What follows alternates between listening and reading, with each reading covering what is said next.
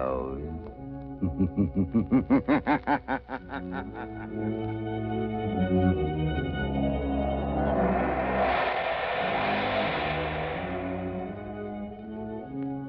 Blue Coal presents The Shadow, the mystery man who strikes terror in the very hearts of shopsters, lawbreakers, and criminals.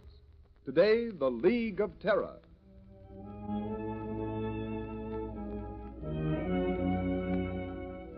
Ladies and gentlemen, The Shadow's exciting adventure starts in just a moment. But first, I'd like to ask you homeowners a question. Do you want to cut down winter colds, protect your family's health during this dangerous winter season? Then burn Blue Coal for clean, safe, healthful heat all winter long.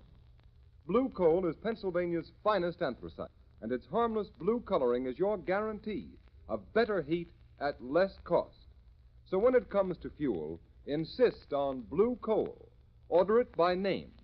Your nearest Blue Coal dealer will be glad to send you a trial ton. Phone him tomorrow.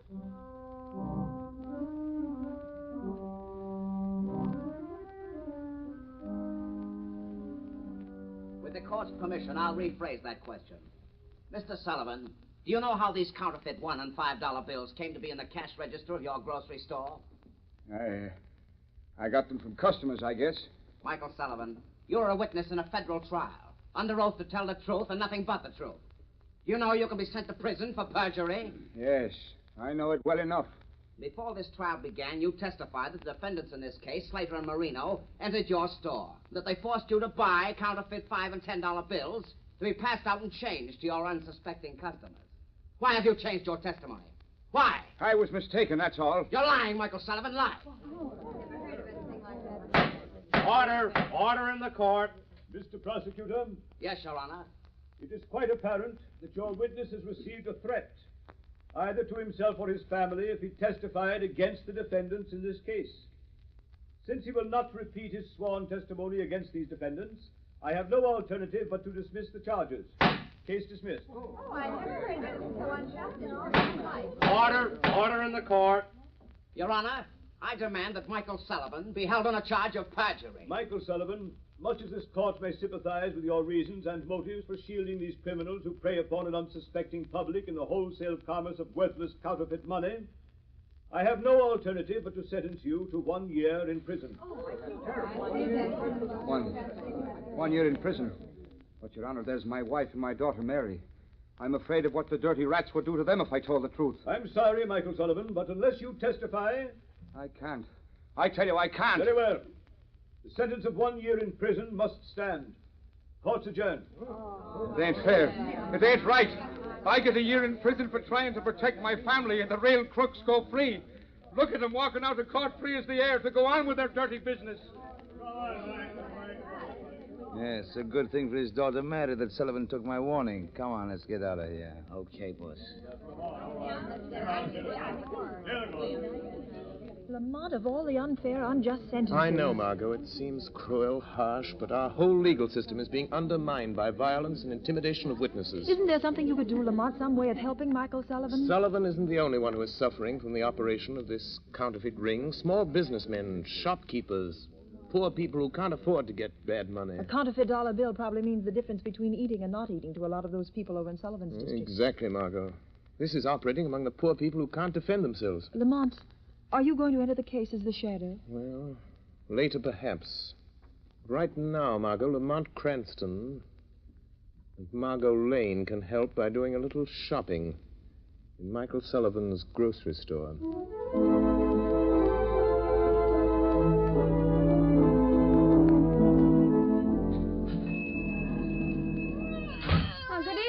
Giovanni? Good evening, Miss Sullivan. How's little Maria? Oh, she's sick.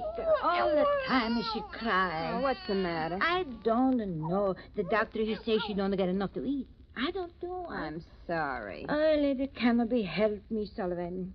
Oh, I'm mighty sorry they send your papa to jail because he won't talk none. Father would have talked. He ain't afraid. Not for himself. He was afraid of what they do to Mother and me. How is your mother? She's not so well. She's been sick all along, and now with Father in prison, she can't understand it. I'm afraid for her. She's so sick. None of us don't understand. we're all afraid. Well, I'm not.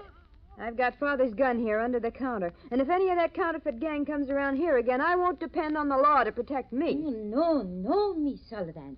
You can't fight them. There are too many. Well, there'll be a couple less if they bother us again. Hush, Maria. Oh, hush, Bambino mio. Baby. No. Miss Sullivan, you have so much trouble. I don't like to bother you, but... What is it, Mrs. Giovanni? The landlord, he say that $5 bill that Mr. Sullivan gave me, it's no good. He say I got to pay the rent and good money or get out. Look, he give it back to me. Another counterfeit bill, huh? I'm sorry, Mrs. Giovanni. Give it to me. Here. Here's a good bill. At least I think it is. The counterfeit bills are so good you can hardly tell they're fakes. Oh, thank you. Thank you so much, miss. Here we are, Margot. I'll be with you in just a moment. Well, thank you. If you hear of anyone else who has any of these bad bills Father had to give out, let me know, Mrs. Giovanni. I'll make 'em good if it takes every cent we got. Oh, bless you, miss. Well, goodbye. You be mighty careful, Miss Sullivan. I will, Mrs. Giovanni. Good night. Good evening. What do you want? I think a couple of cans of corn and string beans. And a loaf of bread. Yes, and some butter. You're strangers in this neighborhood? Yes, and get some peaches. Yes, 2 large cans of peaches. Strangers don't come way over here in this section to buy groceries. Who are you, and what do you really want? Miss Sullivan, put away that gun. You're a courageous but a rather foolish young woman. Well, maybe so. But I got only myself to think of. I'm not like Dad, afraid because he had a family. Please, Miss Sullivan, we're not members of the counterfeit ring that's been terrorizing your father. How do I know that? If we were members of that ring, Miss Sullivan, you would have been shot long before you could get that gun. It's very obvious. Well, what do you want? For appearance's sake, in case this store is being watched, you'd better give us the groceries we ordered. All right. What was it now? Corn, string beans, and peaches. Here's the corn. Who are you? Newspaper reporters or the police? Would you like to save your father from that year in prison? Yes, anything. It's killing my mother, There's a man watching the store across the street in a doorway. I expected as much. Who are you? How can you save my Get the father? groceries. Yes, sir. Now the other things. Keep moving. But listen to me. Yes, sir. You're a brave girl, Miss Sullivan, but your life won't be worth one of those counterfeit bills unless you use your head. What do you mean? Do you know enough about this counterfeit ring, how they operate, who they are, to make them fear you will talk? I know how they operate, but Slater and Marina are the only ones who ever came here. Slater and Marina will be out of the picture for the present. Don't stand there. Get me things, anything at all. Make a package. My father never saw anyone else either. None of the big shots. I'll put this stuff in a paper bag. There are 2 men in that doorway across the street now, Lamont. Let me know if they start this way. Now, Miss Sullivan, I can't tell you who I am or exactly why I'm here, except that I was in court today. I want to help you. I can if you're willing to take a great risk to help your father. I'll do anything for Dad. If I don't get him out, I'm afraid my mother'll die. If I only knew who's behind Slater and Marino, who's their boss. You can find out. But you know what happens to those who know too much. I'll take that risk. How can I find out who they are? By pretending to know more than you do. I don't understand. Those men across the street will undoubtedly come in here in the minute we leave. They'll question you. Pretend you know how they operate. Yes? That you want to be paid to keep quiet. The chances are they'll take you to a higher up. Maybe not the ringleader, but someone who knows the real leader. But, Lamont, they'll kill her. Not until they find out how much she knows and who else shares that knowledge. Anyhow, I don't care. It's only fair to warn you. You're taking a desperate chance. What have I got to lose? They'll probably try to put me out of the way anyhow. The whole neighborhood knows how I feel about them. I've said I'd kill them for what they've done to my father if I ever found out who they were. Those men are starting this way. You've got to go, Miss Sullivan. You better think over what I've said before you act. Oh, no, I'll do it. My mind's made up. Come on, Margot. Lamont, aren't you letting that poor girl take a terrible risk? Margot, that girl was marked for death before we came here. What are we going to do? Look, Lamont, those men, they're going in the store. Margot, get a taxi and get out of this district. Be sure you're not followed. Go to my office and keep the shortwave radio tuned in on the band I always use. All right, Lamont. But won't you tell me what you're going to do? There's no time, Margot. I've got to see where they take her. From now on, the fate of Mary Sullivan is in the hands of the shadow.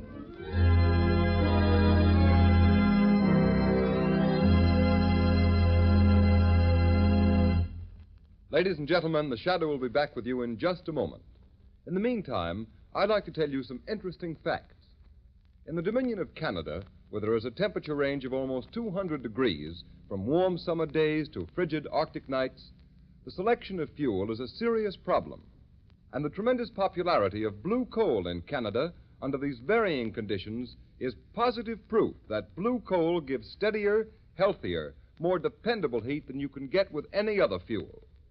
You homeowners here in the United States should be just as critical in the selection of your fuel. And when you choose blue coal, you'll find you're getting better heat at less cost. For blue coal is a selected Pennsylvania anthracite, the fuel that burns longer, more economically, down to a fine powdery ash. What's more, anthracite is the fuel that furnaces, parlor stoves, and cooking ranges in this part of the country were especially designed to burn. And the finest anthracite in America is blue coal.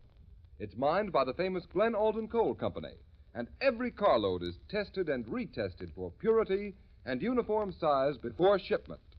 Blue coal is especially prepared for home use. It comes in all the popular domestic sizes: egg, stove, chestnut, and pea size. So solve your problem of home fuel selection by placing your order for blue coal tomorrow. Ask for it by name. Phone your nearest blue coal dealer the first thing in the morning. You'll find him listed in the Where to Buy It section of your classified telephone directory under the name Blue Coal.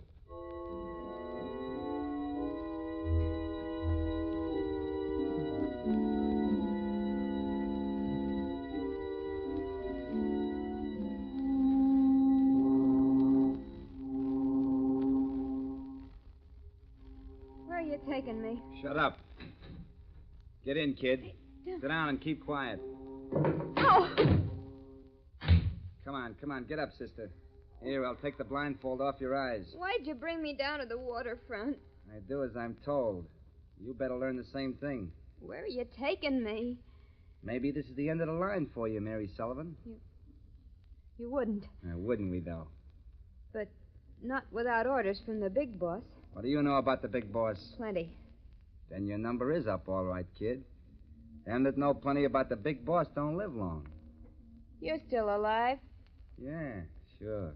'Cause I don't even know who the big boss is, and I don't want to know. It ain't healthy.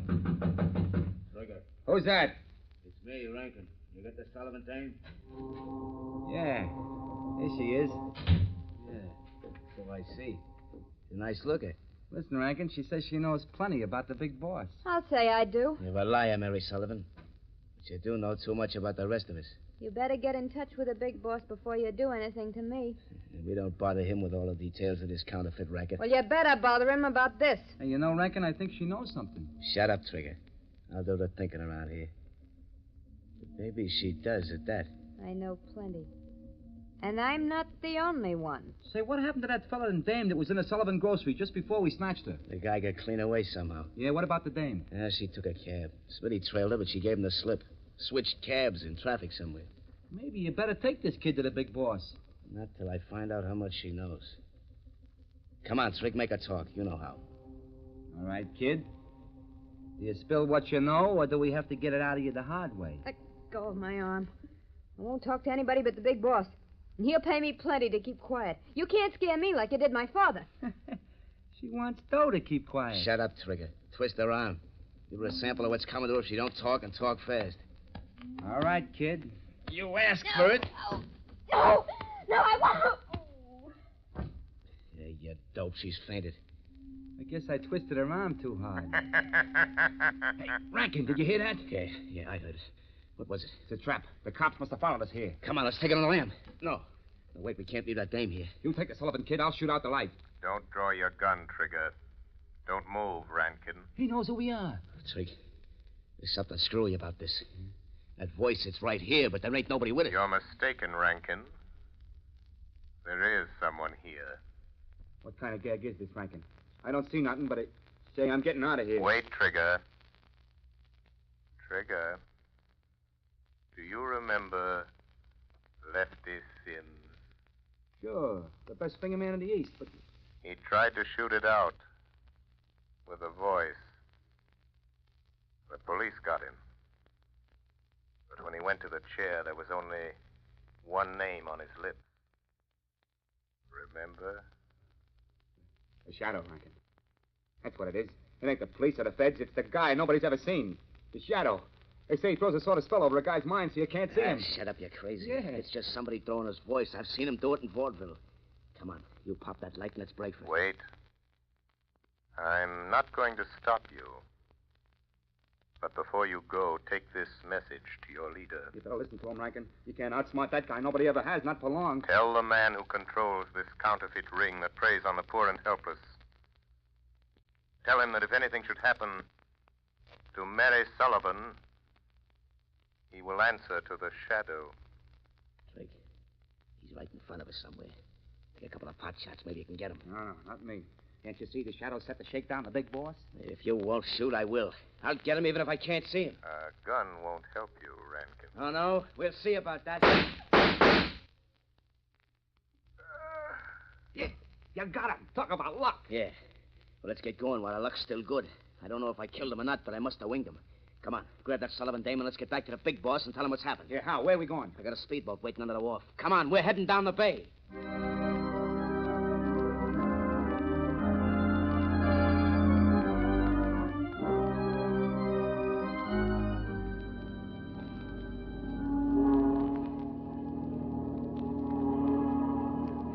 Hey, look.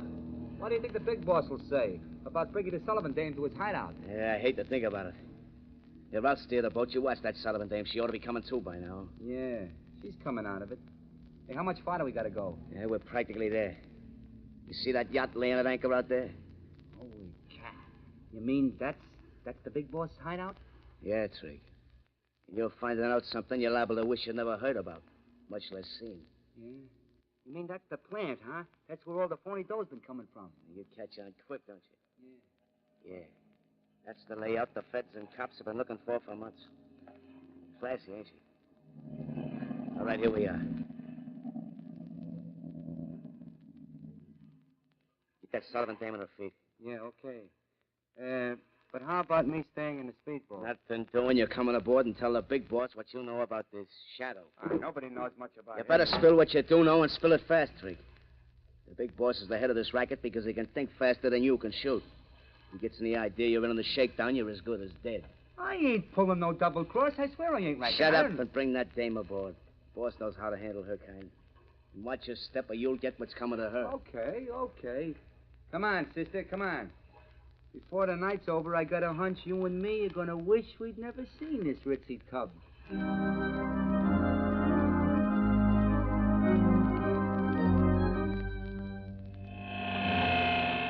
Margot Lane. Listen carefully. Act quickly. The life of the Sullivan girl depends upon it.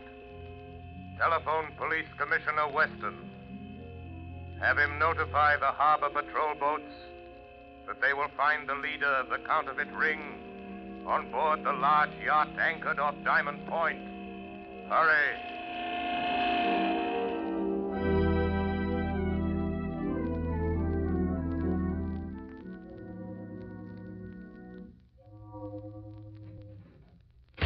Okay, there you are, Rankin. Listen, boss. No, you listen to me. I've warned you never to come to this yacht without orders. But, boss, I had to. What's the idea of bringing Trigger and that Sullivan girl here? You know what happens to those who break the rules of my organization? I couldn't help it, boss. This is important. She ain't seen anything. I locked her in one of the cabins. I decide what's important. Why didn't you report first? There wasn't time. I was going to report, but then this Shadow started talking to us in the warehouse. The Shadow? Yeah. You tell him, Trigger. Never mind. I've heard all about the Shadow. So he's on the trail, eh? Yeah, it's a shakedown, boss. Shut up and listen to me. If the Shadow's behind this, it's no shakedown. What is his racket? Putting organizations like mine out of business. Putting fools like you and Trigger in the electric chair. Yeah? Well, he won't, because I got him back in the warehouse. You what? Yeah, boss. Rankin took a couple of wild shots at where the Shadow's voice was coming from, and we heard him fall. How do you know that fall wasn't a trick? How do you know he didn't follow you here? No boat trailed us. No, I suppose it didn't occur to you that he might have been hiding in the speedboat with you? Where's that Sullivan girl? Bring her in here. I'll get her, boss. She's locked in the next cabin. Rankin, you're a fool. You let Trigger and the Sullivan girl in on something they're not likely to forget. And you know what to do. Take care of them. You mean fix them so they won't talk? Permanent? Do you know of any other way? Yeah, but listen, boss, the Shadow said if anything happened to Mary Sullivan, you'd answer to him. You leave the Shadow to me. The Shadow? He ain't dead. I didn't kill him. That is a reasonable assumption, Rankin. Boss, he's here in this cabin. I see my presence is accepted without question. Even though you can't see me. Rankin, shoot, you fool, shoot. Yes. Try again, Rankin. All right, Shadow. Maybe I won't miss this time. Hey, Rankin, what's up? Rankin. Try again. The door. He's getting out. Fast, Trigger. Shoot, Rankin, shoot. Get out of the way, Trigger. Oh. Rankin, you rat. You double-crossed rat. Fill me full of lead, will you? Rub me out because I seen too much, will you? Don't, Trig. Put down that gat. I wasn't shooting at you. It was the Shadow. He was here just a minute ago. What do I care about the Shadow? All I know is I got a load of lead in me. Your lead, and I'm gonna... Don't shoot. Don't try. Bad, Rankin. Too bad. Couldn't have polished me off like I did him. Quick and easy. Trigger. Shadow. Trigger. That man there, the big boss, ordered Rankin to kill you. Trigger, he is your real enemy. Yeah. I had a notion he might try it. Don't raise that gun, Trigger. I know that one. If I do, you'll kill me. You can't kill a guy with as much lead in him as I'm carrying. You can't kill a guy that's already dead. Perhaps not, but I can avoid the risk that you have strength enough left to raise that gun. Well, you're a better shot than Rankin. Big shot. Better shot, big shot. Not bad. Not a bad gag. And now, we are alone. Yes, quite alone. And now, I'm going to deal with you, Shadow. Your hand is shaking. Is that the way for a mastermind to act? You devil. If I could only see you. But you won't get away. And neither will you. I've notified the police. Their boats are coming. Listen. Oh, so that's it, eh? Yes, that's it. They're coming to get the leader of a counterfeit ring. But they will find a murderer, a cold-blooded killer, locked in this cabin with his victims. That's what you think, but you're mistaken. Why are you putting down your gun? Are you giving up so easily? Listen, Shadow, I've heard a lot about you. You're clever. Well, I'm clever, too. Clever enough to know when the game is up. I've anticipated just such an eventuality. I suppose you can see this little switch on my desk? My hand's resting on it. Yes, I see it. You know what will happen if I close this switch? And I will if the police set foot on this yacht. I think I can guess. Well, I'll tell you. This switch will set off a charge of high explosive down in the hold that will blow you and me and the police to kingdom come. I see. If you touch me, try to stop me, I'll throw the switch. What do you expect me to do? You call the police and you can send them away. What makes you think I will? If you don't get rid of them, I'll throw this switch. What have I got to lose? Well, there they are. What about it? Think fast. Will you send them away? So you think I'm bluffing, eh, Shadow? No, you're not bluffing. I have no doubt there is high explosive in the hold of this ship. But I wonder if you have nerve enough to throw that switch. I wonder. All right, Shadow, you had your chance and you wouldn't take it. Now I'll show you. I'll throw the switch. Wait, it didn't work. It didn't explode. No, it didn't explode. The switch doesn't work because I've cut the wires. See where they run along the wall. You devil. I'll get you. They may get me now, but I'll get you. You'll never take me alive. Get him out of here. Go on, get him out. I guess it's the man we're after, Commissioner. All right, you, come on, get going. Yes, Commissioner Weston, that is your man. That is the leader of the counterfeit ring you've hunted so long. You win, Shadow. The Shadow. I might have known. I had a hunch it was you again when the mysterious call came through. Commissioner Weston, there's a girl in the next cabin. She says she isn't a member of the gang. She is Mary Sullivan, daughter of Michael Sullivan, convicted of perjury in the counterfeit trial. Sullivan's daughter? Yes. She risked her life to find these men. Reward her by getting her father out of prison. He'll be freed in the morning. You have my word on that. It looks like you're due a reward for this night's work, Shadow.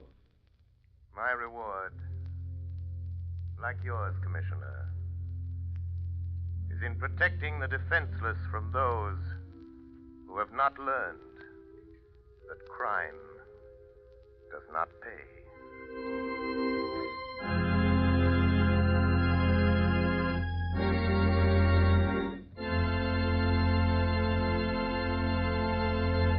Ladies and gentlemen, before we tell you of the Shadow's next exciting adventure, here's John Barclay, Blue Coal's heating expert.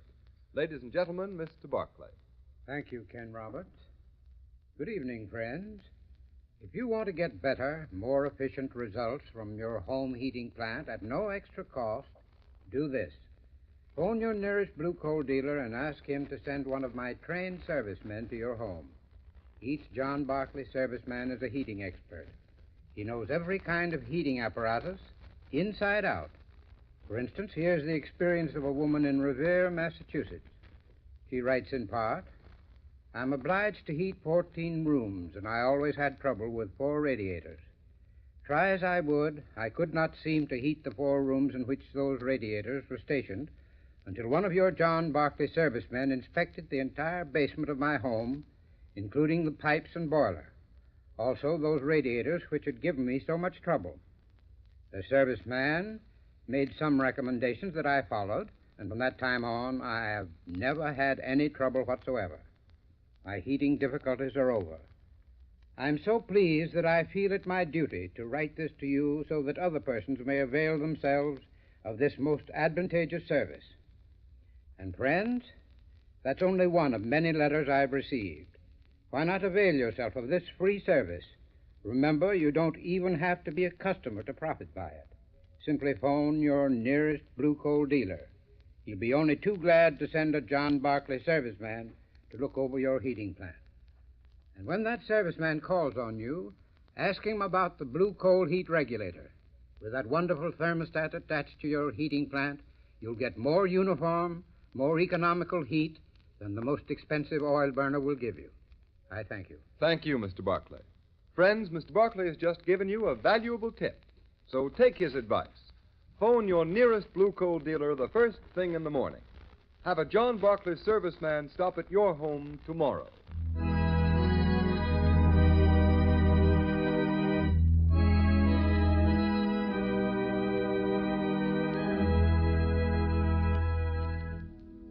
The story you have just heard is one of the many copyrighted stories that appear in the Shadow magazine. The characters in this story are entirely fictitious. Any similarity to persons living or dead is purely coincidental.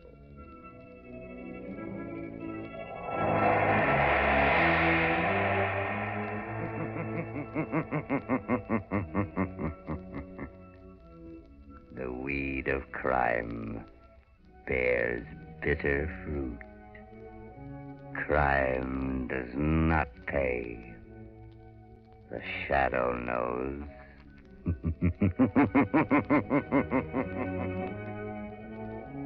Next week, same time, same station, Blue Coal, America's finest anthracite, will present another thrilling adventure of the Shadow.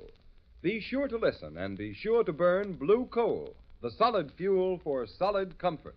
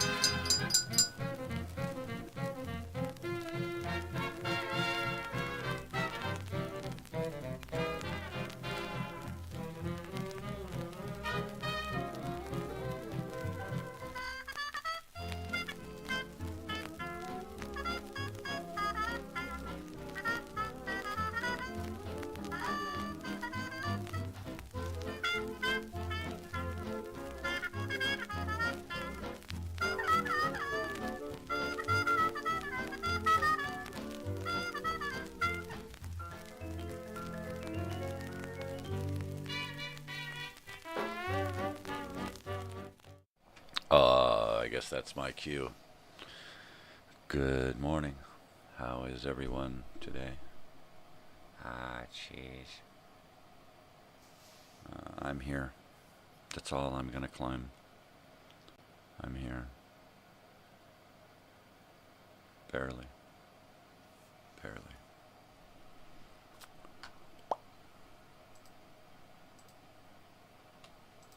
Yeah.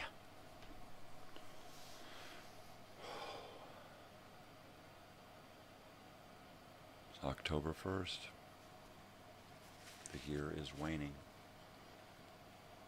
My cup of coffee is giant.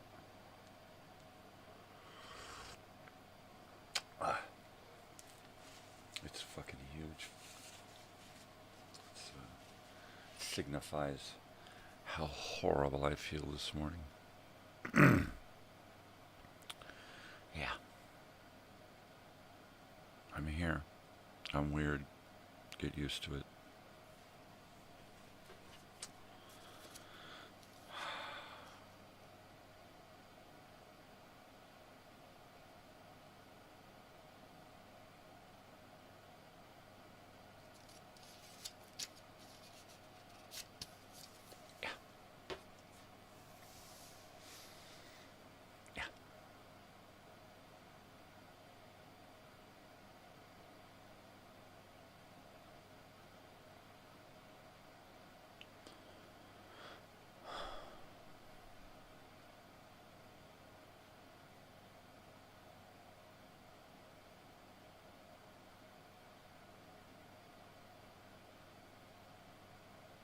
I went out last night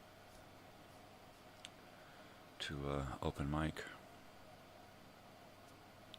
Ran into a couple of the guys.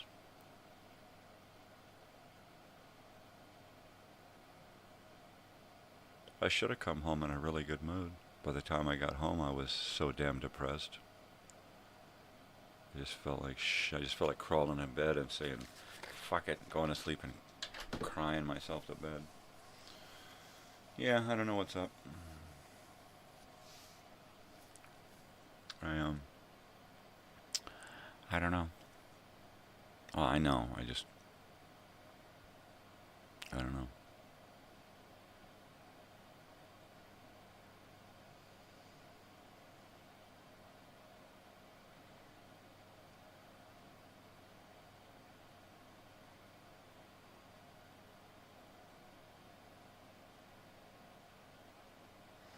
Yeah, anyway.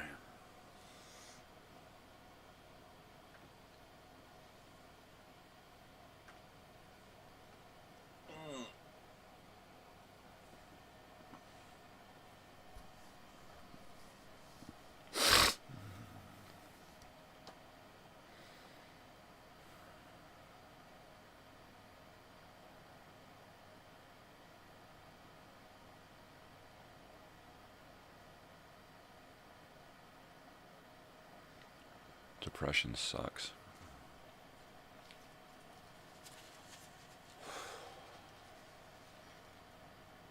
This cup of coffee, I don't think it's big enough.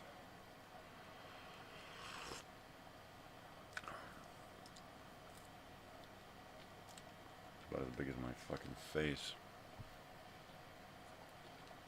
Hey, baby. Hey, baby.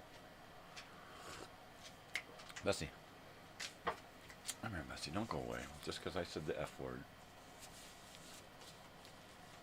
This is the biggest chicken dog in the world. You drop an F-bomb and she's gone. Yeah. Boy, Dad must have used a lot of foul language around you, huh? You just don't like the F-bombs, huh? No, you just don't like them at all. No, the big baby's really cute. She big squinty face. Hi. Hi, baby. Hi, squinty face. Hi, squinty face. I'm a baby. I'm a baby girl. You wanna come sit with me? You wanna come sit with me? You wanna come sit with me? You wanna come sit with me? Huh? Little baby girl? No, little baby girl? Who's your little baby baby? Who's your little baby girl? This is your little baby girl? Yeah, baby girl.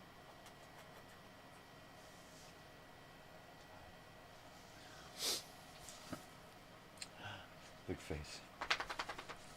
I have to make a decision today to call the county or not. Or to get all the neighbors together over and lynch that lady and adopt her pets. I don't know.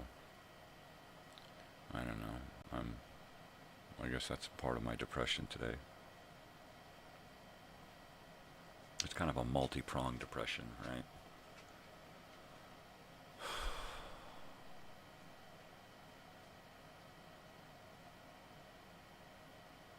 My physicality is probably at the center of all of it.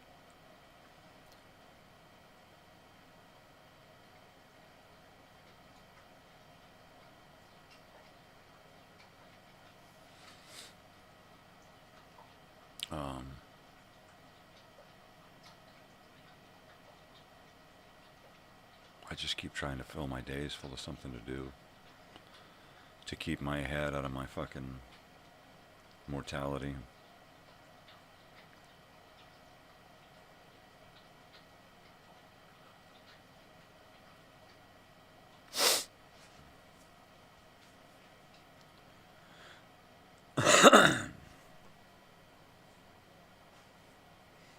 Oh, Bessie.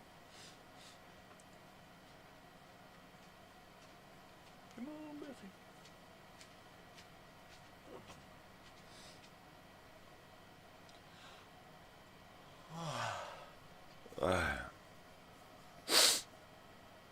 Sick of it.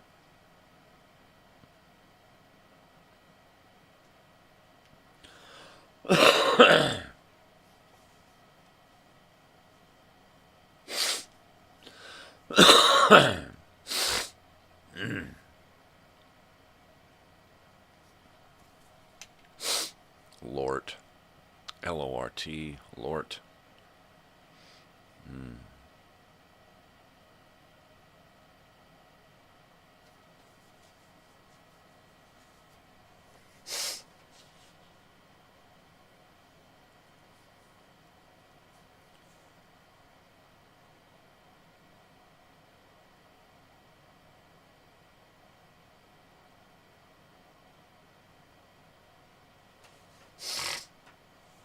Oh, Lort.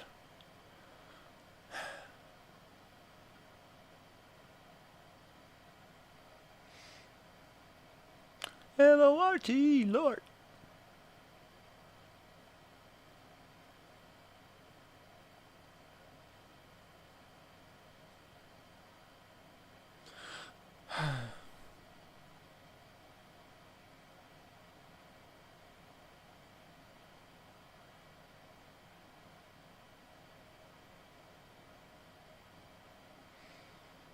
Some days.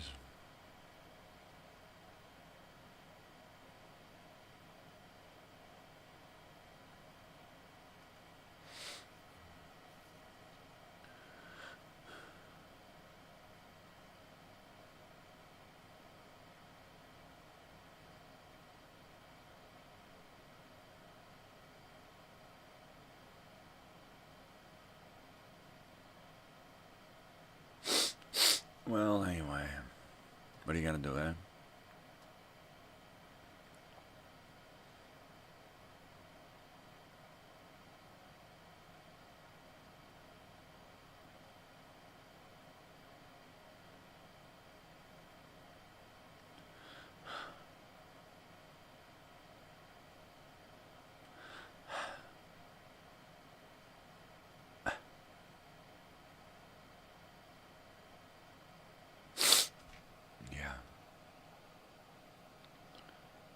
This is one of those days where I just feel like crawling back into bed. Only I can't sleep, so what's the point? I just flounder. I guess it's the end of summer blues, right? I mean, summer was depressing enough. I guess there should be a big, giant depression bomb at the end, right?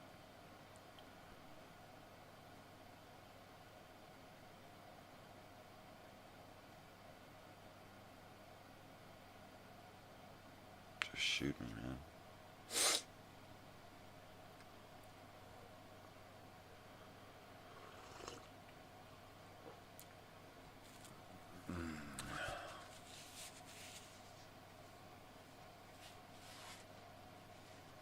If I could... I'm Just have somebody else deal with that lady and her dogs.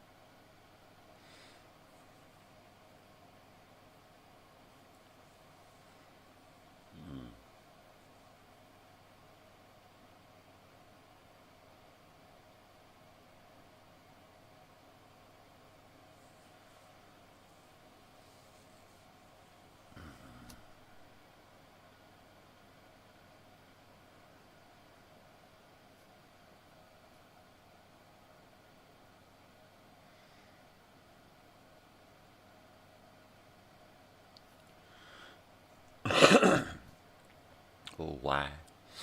Why, oh, why?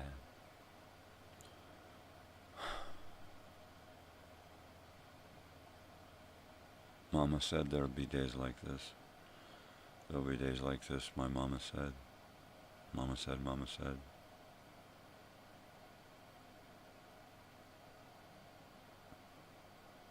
She never said it was going to get this bad, though. Fuck. Anyways. Enough about me. How are you doing?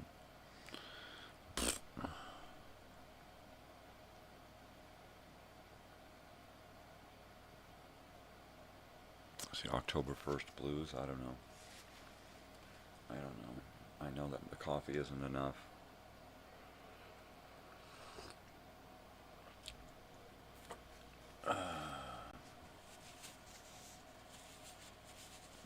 Mama said, mama said. Mama said. Mama said, mama said.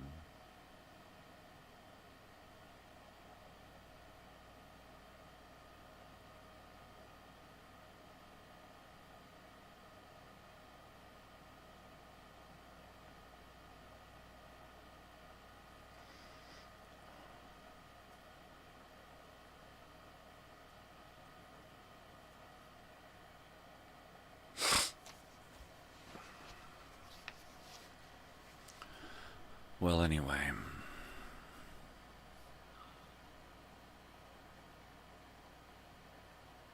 Just because I plan to be here doesn't mean I'm actually here.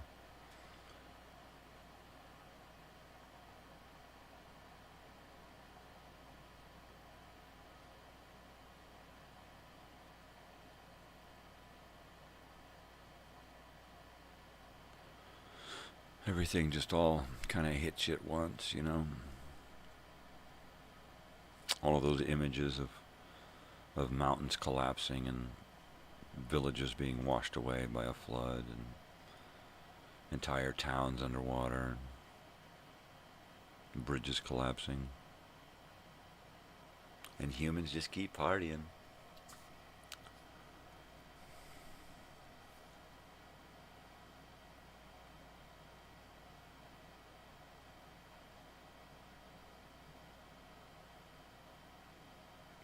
This planet is so fucked up right now.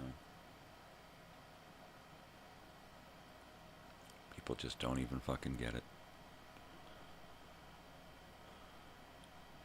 They don't realize how all of this shit's connected. It's not just a rainstorm and a flood and a landslide. It's all connected, man. We're all connected. Everything I fucking do affects somebody else, and vice versa. It's just all, the world's such a small place that everything we do affects everyone else. It's a fucking butterfly effect. Done so much fucking damage to this planet. There's just no recovery. It's just all downhill from here. People don't get it. Ooh, let's all stand around and watch this mountain collapse. not realizing that, you know, all of that debris is coming right at you at 100 miles an hour. Where are you going to go? Idiots. You know, oh, let me stand here as that typhoon wave comes in. Ooh, let me get that good fit. Oh, where'd he go? Oh, he's gone. Well, natural selection. Maybe that's what's going on. Natural selection. Hopefully, it will do its job, and we'll get rid of, you know, 2/3 of the frickin' population all at once. That's the only thing at this point that's going to save the rest of the life on the planet. If the planet's fucked, we're screwed. There's no... I mean, everything would have to stop right now. Everything. All burning of fossil fuels would have to end right now. Even then, there's no turning it back. There's just a delay. There's just a delay of the inevitable. That's it. We're screwed. Screwed, blued, and tattooed. Ain't nothing you can do about it. Not that anybody would care to, right? Unless they're gonna get some likes and subscribes. Ugh. It's like the last thing I want to do is put a thumbs up on one of my videos. Oh, I hate that. I hate somebody come along and saying, if you don't subscribe right now, earwigs are going to chew on the inside of your brain. Give me a fucking break. Ugh. And it's that kind of fucking mentality that's running the world right now. If you don't shit all over your fucking neighbor and treat him like garbage and take everything he's got, then you just ain't a fucking good human. I'm fucking sick of it. And you try to talk to somebody, right, on the other side of the country about, hey man, what's going on? You know, I see the, hey, fuck you fucking American, fuck you. Yeah, we earned that. We earned that. I don't blame anyone for how they look down at America at this point, because we earned that shitty fucking review. All right, we earned it big time. I think I got a scratchy.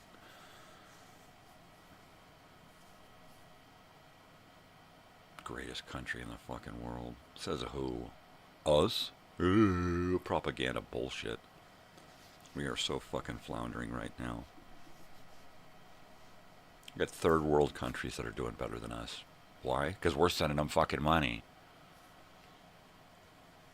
Yeah, we're a third world country. We're going in debt taking care of everybody else because we're the world's fucking police. Give me a fucking break. Hey, America, why don't you keep your fucking business to your fucking self? Quit trying to industrialize the whole fucking world. Oh, yeah, and by the way, maybe they don't want democracy. Maybe they don't want our way of fucking life, you know? Duh. Fucking governments. Fucking governments. Politics. Fucking bullshit.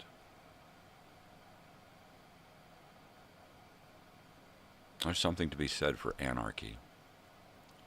You know? So let us rule ourselves. You know what?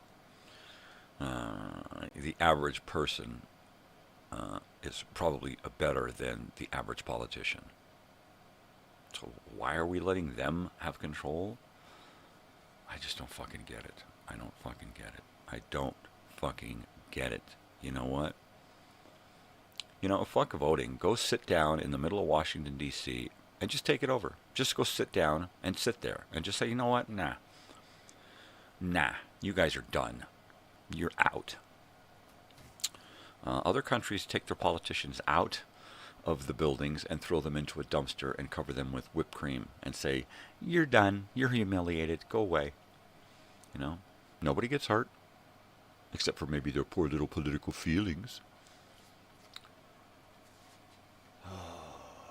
Why can't we do something like that? Why can't we just walk into Washington? Why? Because they got secret security there, right? Who will take out anybody with a whipped cream bomb, right? Oh.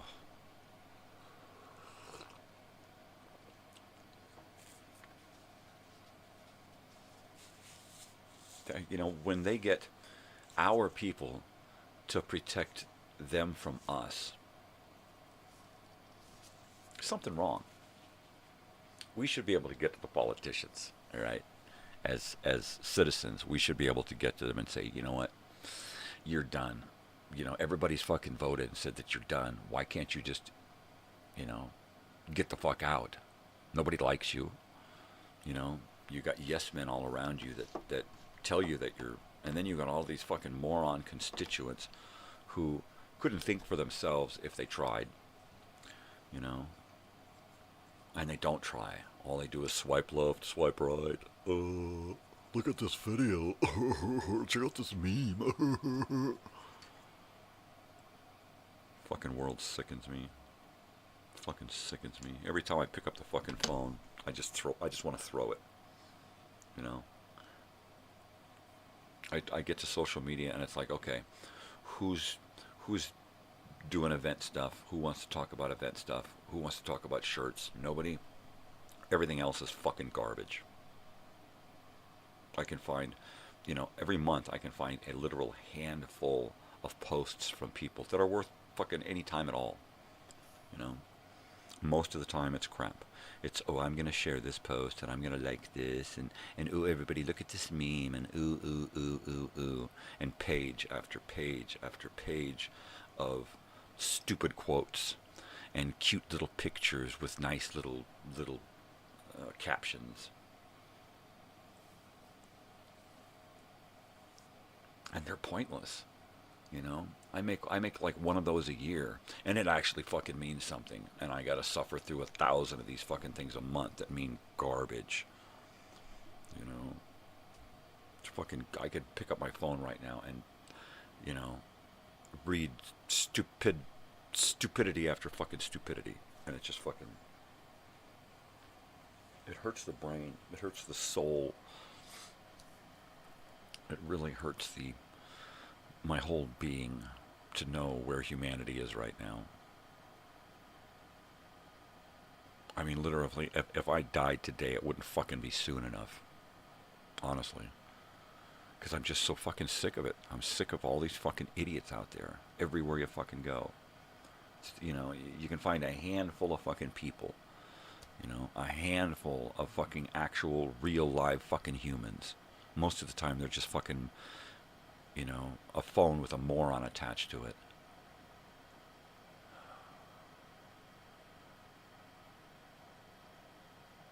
I wonder why I'm so depressed. I wonder. Well, I wonder, why are you so fucking depressed? Yeah, I wonder.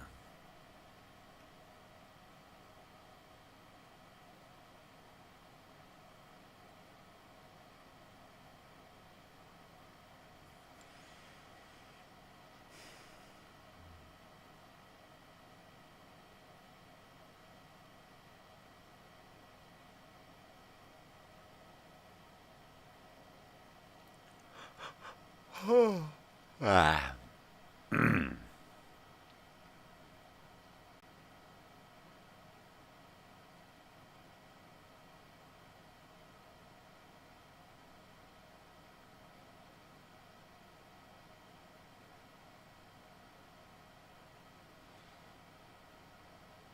Nobody thinks anymore. Nobody thinks anymore.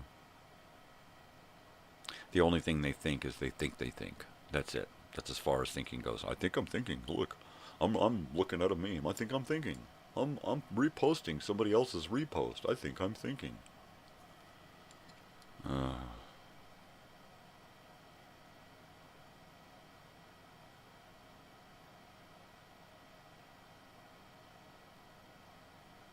Why am I not on Instagram and Twitter?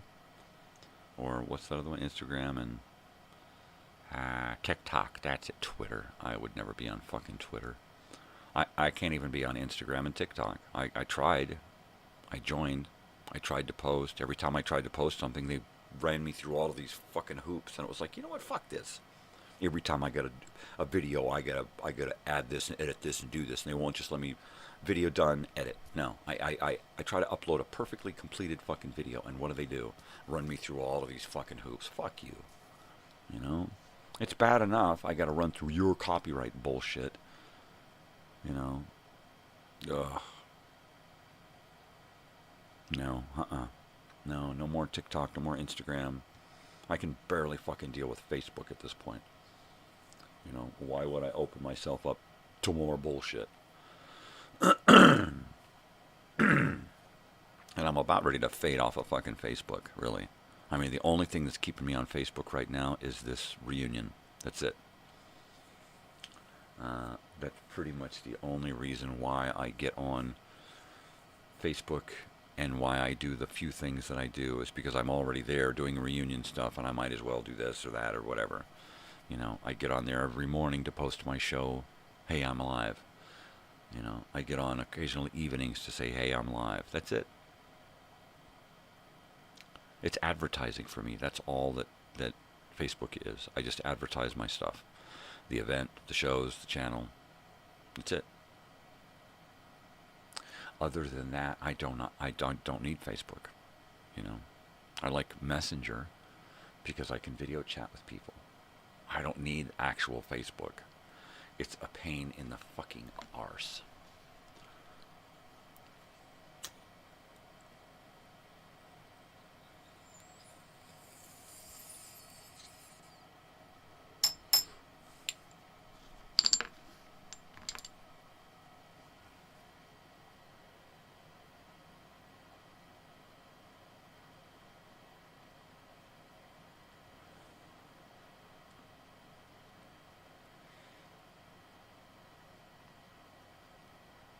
Our daughter makes too much money. All she does is get financial aid to go to school. And she's bringing home too much money for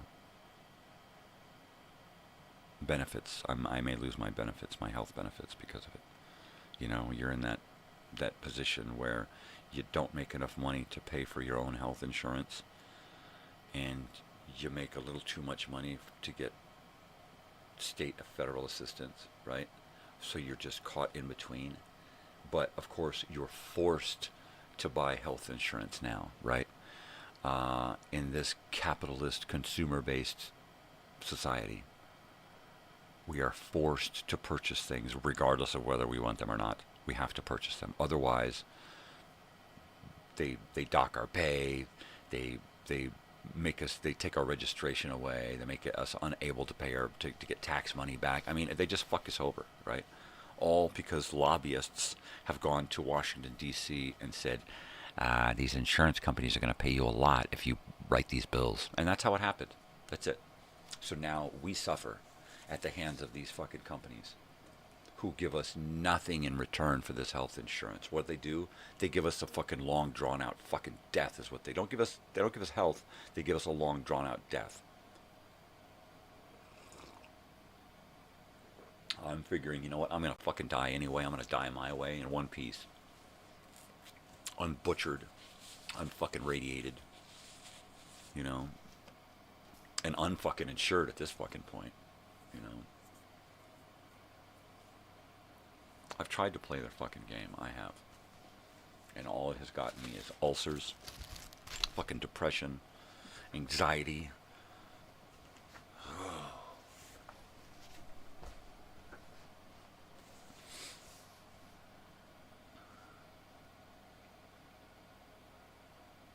Insurance. That's like credit. Credit and insurance. Oh, and fair wages. These are just terms of modern slavery, okay? These are just words related to modern slavery. That's it. That's it. When they couldn't attack one people or two or three different races of people and turn them into fucking slaves, they decided, you know what? Let's just make everybody slaves. It didn't take long for everybody to jump, ooh, credit? I can buy something and then be enslaved for the rest of my life to pay it off? Gosh, I'm on. Fucking credit. Politics. Insurance. Buy insurance. For what? For fucking what?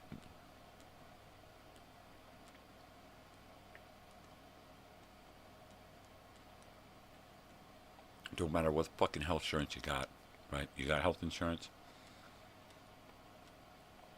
You need something dumb. You gotta pay. You gotta pull out money, right? Or they just flat out tell you, oh, your insurance doesn't cover that. We only cover these procedures. Well, why aren't they the good procedures? Why are these people over here with this righteous insurance getting all the best care? We're forced to buy insurance, but we only get marginal care because we're not wealthy enough. We don't have enough money to back it. Fuck you.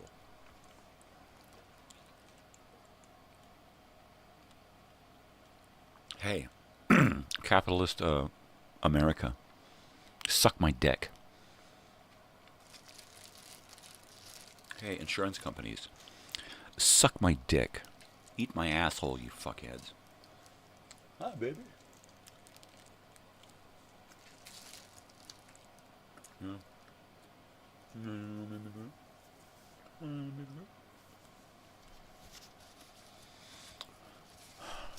Oh, hey, politicians, you're all a bunch of fucking pussy cowards. Just in it for the money. Suck my dick.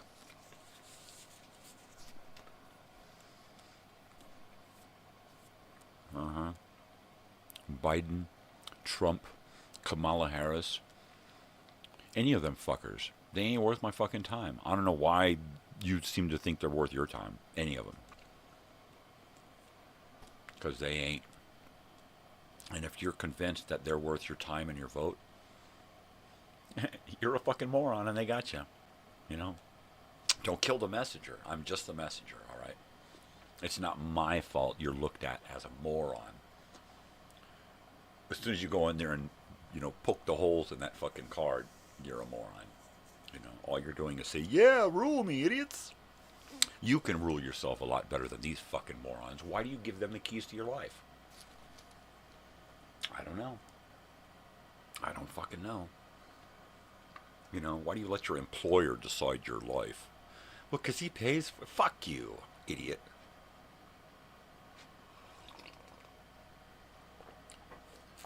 You give your employer any fucking power over you. That's what they fucking want. You know, very few employers are out there for you. They're out there for them fucking selves. They're going to write your life the way they want to make them fucking money, not to make you wealthy. Fucking bullshit. Why do people even fucking... Why? Because America's educational system sucks. We raise fucking morons.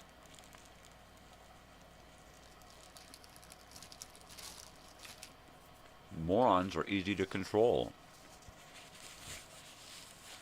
Barefoot and pregnant and stupid. That's the way they want us. And religious, over religious. So we'll believe anything as long as they attach God to it, right? I'm not anti-religion. I'm not anti-God. Okay, I'm anti-stupid. All right? Stupidity plus religion equals, you know, use your soul against you. That's all they're doing. You know? They know that you believe in God, so they're going to use that against you. It's God's will. Bullshit. It's your fucking will. You attach God to it to get it fucking voted on. That's it. I mean, how many politicians have spouted God and don't even fucking read a Bible, right? But, you know, like Trump. He don't know any fucking thing out of the Bible other than what he's been told by his handlers. Say this.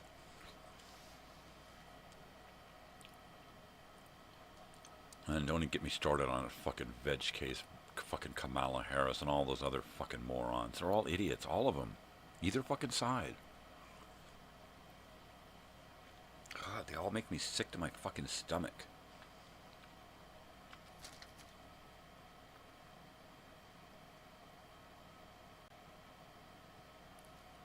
I bet this stupid lady over here, I bet she'll pull her head out of her ass, right?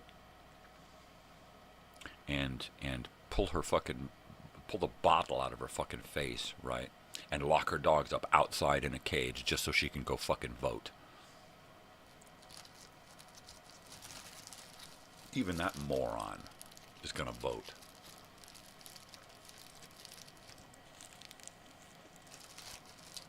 Believe me, I want to vote. I want to have somebody worth voting for. I'm not just going to vote for that guy because he's he's not as bad as that. Fuck you. I don't do that. I don't fucking do that. And all those people, come along. Did you vote? Did you vote? Vote for what? Show me something to fucking vote for. Show me somebody to vote for. I voted. For what? For what?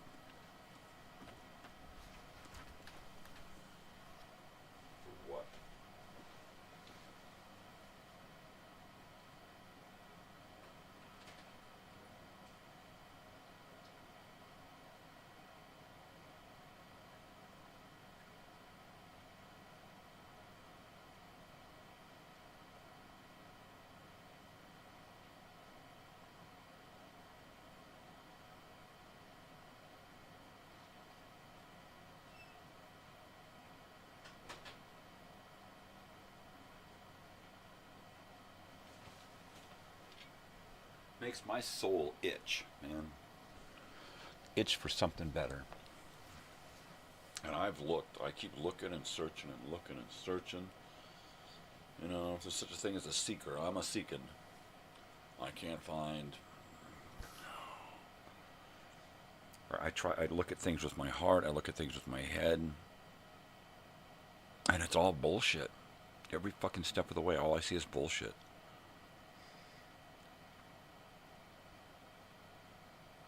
I see so many people out there just so wrapped up in being happy in their fucked up, pathetic little lives, working for the man, slaving their fucking days away, never seeing their family, barely knowing their kids, you know. Oh. And gosh, that's just the way it is. I'm gonna throw up. It makes me so fucking sick to my stomach. There's millions and millions and millions of people out there who don't know their family, who marry somebody, and then they become a perfect stranger. Why? Because they're out earning a life.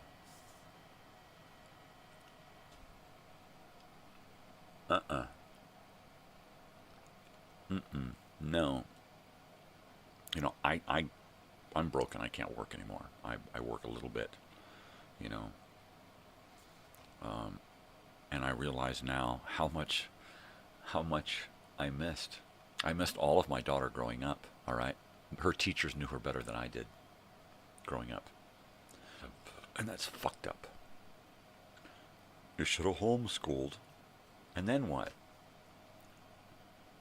You know, have a social misfit as a fucking child? Great. You know? What do you mean? I mean that somebody who doesn't fit, right? Believe me, I've known homeschooled people.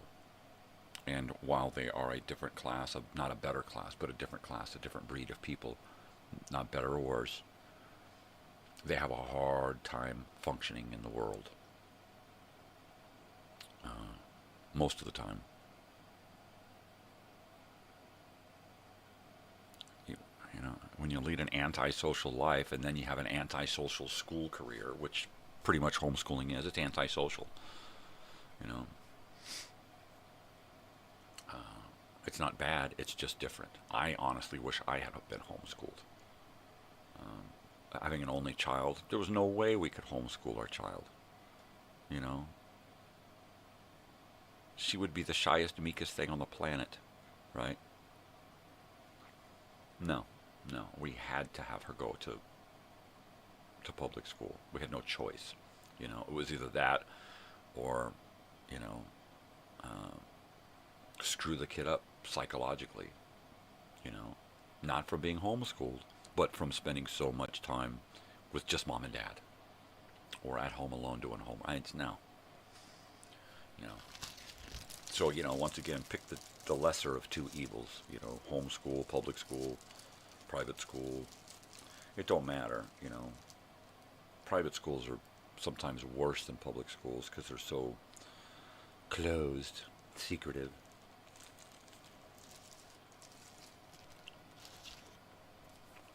Oh, and then daycare. Don't get me started on daycare.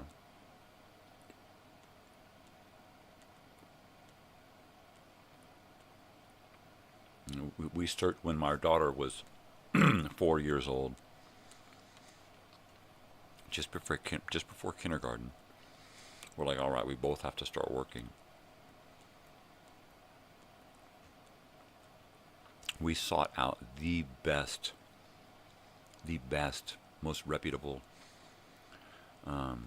daycare people. Really nice house turned into a daycare center. Huge yard, toys, rooms, just everything. It was great. It was a nice looking place. We weren't there 5 minutes. You know, okay, go sit down with the kids and hang out while we talk to the adults. And within a minute, some little rat fucking bastard just hauled off and punched my daughter in the face.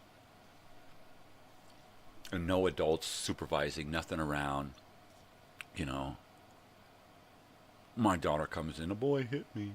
What? He hit me. There's no adults around? No. So you're in a room with a bunch of kids with no adults around. We're done here. You know, and you'll be lucky if I don't report your fucking asses. So no, she never went to daycare. When my wife worked, she went with a friend who taught her how to read and write at 4 years old. And she's been ahead of the game ever since. If I wanted my daughter to be raised by the babysitter, I would have married the fucking babysitter, right? I married my wife so my daughter would be raised by my wife, not some other fucking people on their fucking values. Fuck that.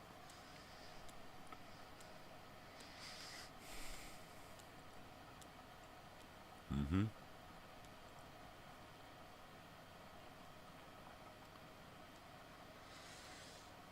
Oh, maybe I can find a bigger cup of coffee.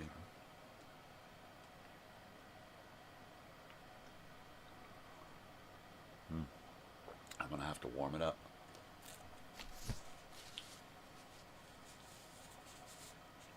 Warming it up. I'll be right back. Don't go anywhere.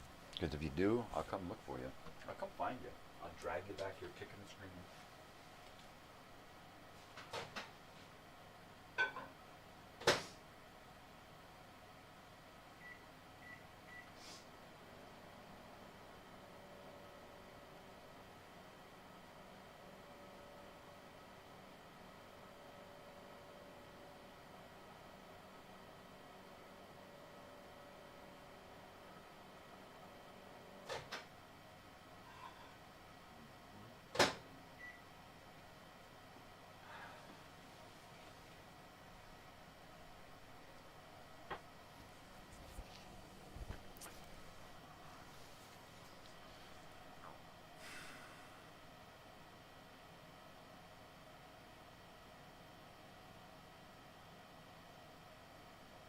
I hate moods like this, you know, where the whole world just seems to piss you off, no matter what you do, no matter how much you smile and try to get along with the world, you know.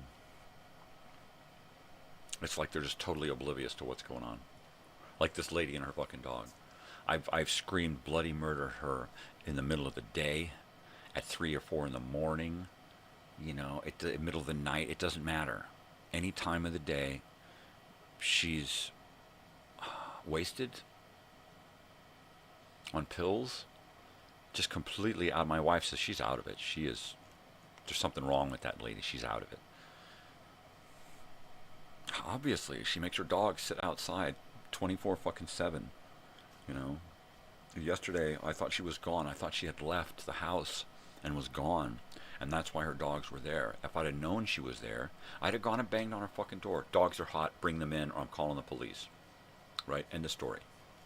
And then it works. For that day or that afternoon, right? By the evening, dogs are back outside, screaming, howling all fucking night long. She doesn't understand that she can't put them out there for long periods of time. You want to put your dogs out there for 15 or 20 minutes, that's fine. That's about all they can take out there in the heat.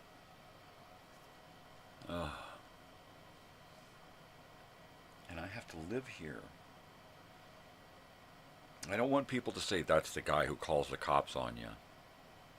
That's the guy who calls animal. I don't want fucking that shit. I don't want to be that guy. I'm already that guy. He's the asshole over there. You know, the only difference is that I'm the asshole that you don't fuck with. But if you need anything at all, I'm the first guy you can ask. And I'm the first guy to come help. Right? But don't fuck with him. That's the reputation I want. I don't want the reputation of being the guy who calls the cops every time something happens. And she's pushing the buttons, man. She's fucking pushing my buttons.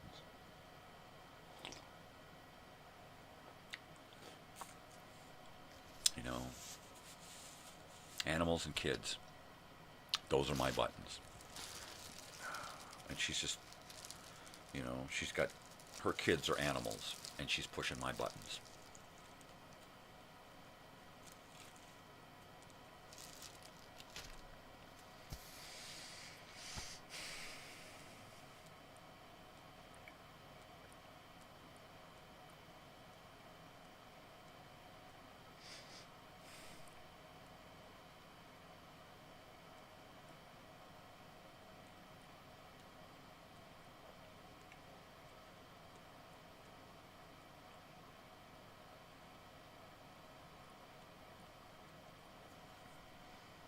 I mean, middle of the day when it's 100 degrees, right? They're in the shade, but still. At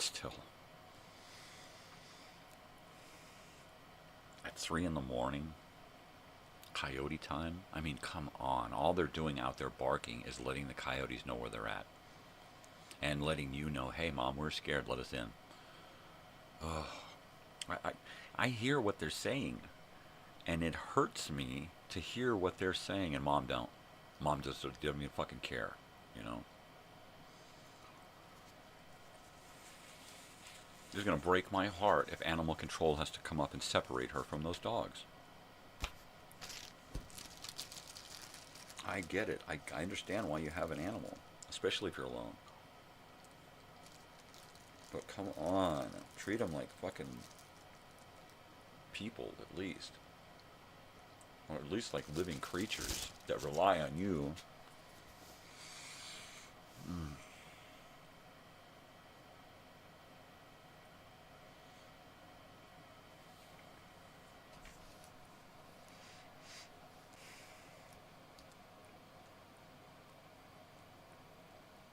Damn it.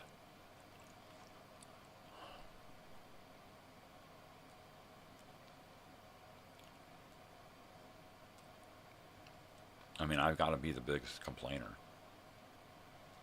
right? I am probably the only complainer directly to her face. So therefore, when animal control shows up, who's going to be the guy that she's looking at? You bastard. Right, and then I'll be the bad guy. Of course, I'll be the bad guy. You know? She'll get ticketed, she'll get warnings, she'll get all kinds of bullshit, which she'll completely ignore because she's a fucking space cadet. Fucking dope head, tweaker, drug addict, pill popper, alcoholic, whatever. Something seriously wrong with that fucking lady. And the animals have to suffer for it. You know? Were I a younger, stronger person, I would just go collect the materials for free, build her a fence, and put a doggy door on her and say, look, you're no longer responsible for allowing your dogs to go in and out. They decide from now on. Okay? They decide. You can't. Keep that doggy door open, keep your fence locked. That's it. That's all you got to do from now on. If I was a nicer person and a younger, healthier person, I would do that in a heartbeat. I'm not. I posted a photo of her poor animals in that cage on my Facebook page and on a local page, a group neighborhood network. I'm hoping that somebody sees that, feels horrible enough, and has the materials to come over and build this lady a fence. Right? Because the dogs need a yard. 3 dogs in a little 3-foot by 3-foot circled cage. God, it hurts my fucking heart to think about. You know, and then to spend so much time out there when all they want to do is be on Mom's lap. That's it. That's all these dogs ever want to do is just be curled up with Mom. Let me sit with you. Let me lay with you. Let me lay on you. Let me lay next to you. That's it. That's all they fucking want. You know? And she pushes them as far away as she can and makes them suffer outside. Why? So she can sleep, so she can do her pills, she can fucking masturbate. I don't know what the fuck her problem is. And at this point, I don't care anymore. You know, she's already doing one of those entitled Karen things. You know, well, I can do whatever the hell, they're my dogs, I can mistreat them if I want. And it's pushing me to the limit. You know, Karen's going to get a ticket. Karen's going to get arrested. Karen's going to get her dogs taken away from her. That's what's going to fucking happen. You know, because I call animal abuse, you know, torture, neglect. It's all the same.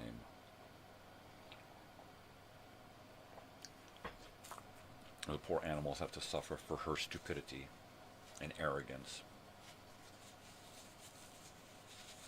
And just lack of care. She just don't care.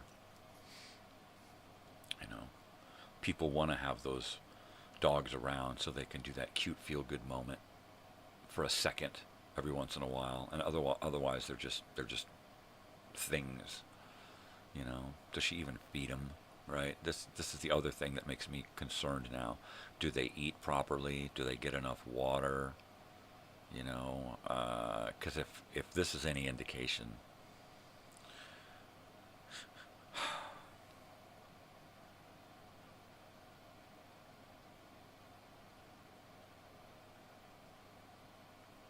This is why I hide from the world. This is why I don't go out into the world. This is why I don't want to associate with neighbors, right? Because you make nice with neighbors and everything, and then all of a sudden their true colors come through, and you can't do anything because they're nice neighbors and everything, and you just have to ignore all of the bad things they do to their wife and their kids and their dogs. And but it started off that they're your nice neighbors, so you have to keep it nice. You have to keep up appearances.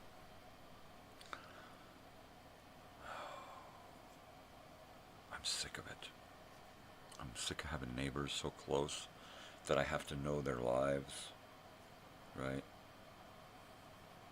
That I have to be forced to deal with their fucking issues. I'm just so sick of it. I just want to go hide on 5 or 10 acres in the woods somewhere with a lot of trees between me and the rest of the people, and just live there for the rest of my days. You know, unencumbered by fucking human idiots.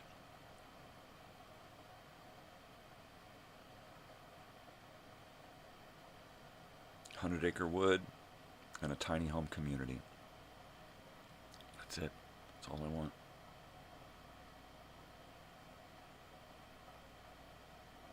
A little tiny home community that's kind of a microcosm of how the world should be. You know, a bunch of different people, different types of people, different ethnicities, religions, races, everything. All different people coming together to live on one piece of property together, helping each other.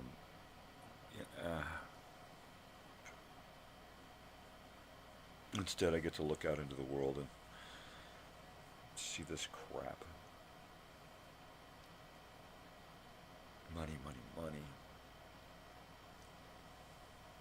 It's either money or having fun. That's all people are concerned with. Making money, spending money, and having lots of fun doing it. Yeah, baby. Yeah. Woohoo. Just shoot me. Just fucking shoot me. Okay, stand up. You want a blindfold? I'll take a cigarette. That's what I'll take. I'll take a last cigarette. Yeah, I'll take a last cigarette.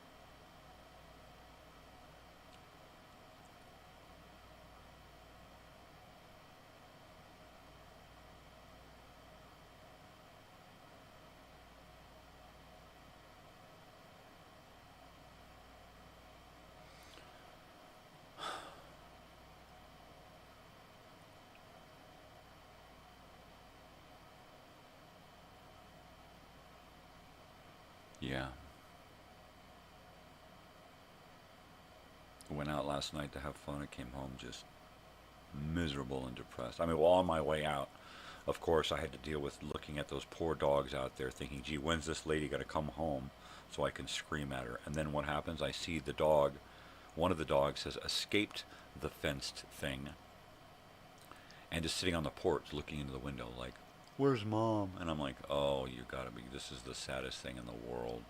A dog looking in the window, waiting for Mom to come out, and Mom's not even home.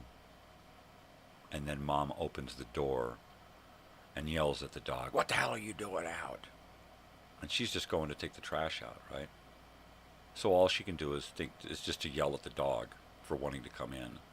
And then I scream at the lady, hey, you're actually home and you're letting those dogs sit out there and suffer? You know the neighbors are getting together to call the animal control on you. Because we're all sick of it, lady.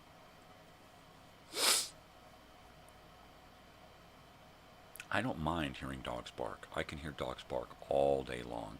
It's when they're crying, pleading, let me in, please let me in, please, please. That's all they're doing. And you can hear it in their little doggy voices. You know, if you don't understand what your dogs are saying, why do you have dogs? Right? If you're not going to take the time to commune with them and bond with them and learn their language, why do you have a dog? Just have something around so that you go, yeah, that's my dog. I don't get it. I don't get it.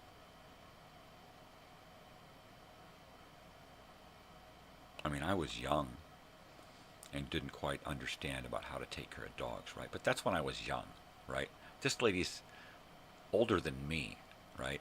You'd think she's been around long enough to know how to take care of dogs and how to talk to dogs, right? Understanding your dog. Nope, not a fucking, she's oblivious, completely fucking gone. Doesn't give a fuck. They're just things to her. They're not pets, they're not family, they're not babies, they're just things. Things to make her look good, things to keep her company. That's it. Other than that, she has no responsibility toward them. That's a judgment call that I can make because I am a witness to everything that she does here. If I have to go out at 3 in the morning and tell her to bring her fucking dogs in because there's coyotes around and all they do is fucking scream, here I am, come eat me. And she don't get it. And then she does it again the next night. And she does it all the next day, and then all the next night, and then all the next day. And I scream at her again, hey, what the fuck? And then she does it again.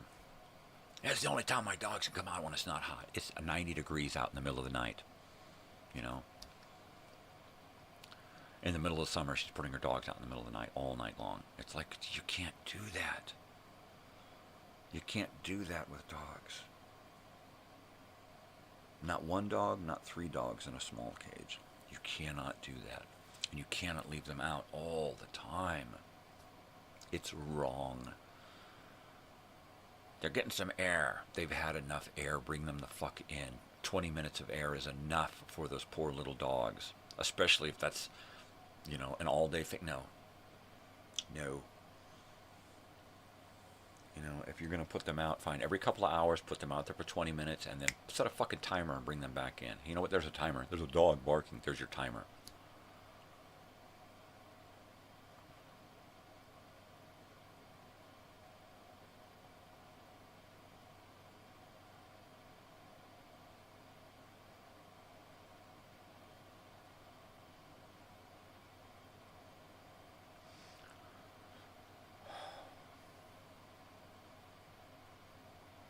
I don't need this extra pain in my heart, right? I don't need somebody else's pets digging a hole into my fucking insides. I don't need this. I've got enough holes being dug into me by other shit.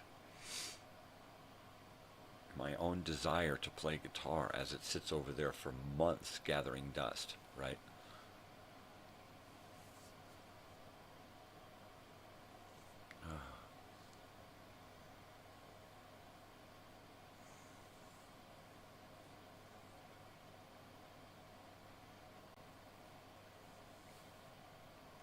And it's people like that that you cannot get through to. You can't get them to understand the error of their ways, because they don't feel that they're doing anything. I'm not doing anything wrong. They're my dogs. I can do whatever the fuck I want. I can sit them outside there, and they just go into their fucking routine.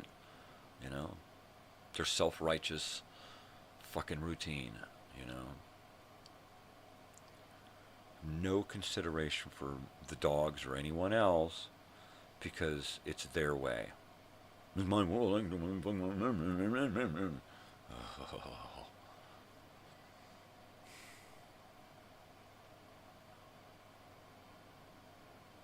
I have to let stuff out, or it builds and builds and builds. So then at 3 in the morning, when I have to go bang on this lady's door to take her dogs in, I don't just fucking completely explode in her face, because then it's coming down on me, right? I'm the crazy guy. I'm the asshole. I'm always the asshole. Ask anyone in my family. I'm the asshole. Why? Because they've made me the asshole. You know, I speak up for myself. I speak my mind. I say, no, don't do that to me, or whatever. You can't look at me and tell me that's how I am. You don't even fucking know me. Don't point at me and go, that's how you are. Don't describe me to me. You don't fucking know me. You know? Fucking bullshit.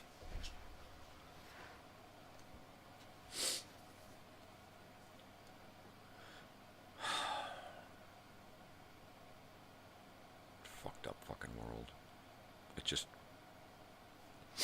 It makes me want to explode. It really does. I just want to fucking burst.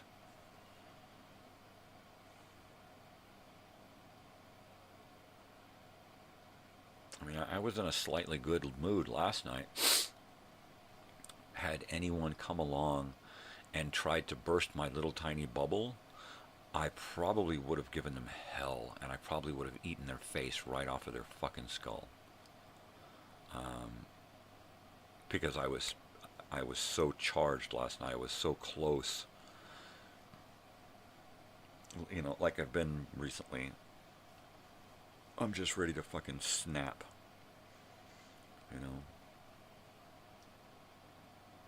And then this fucking shit. You know?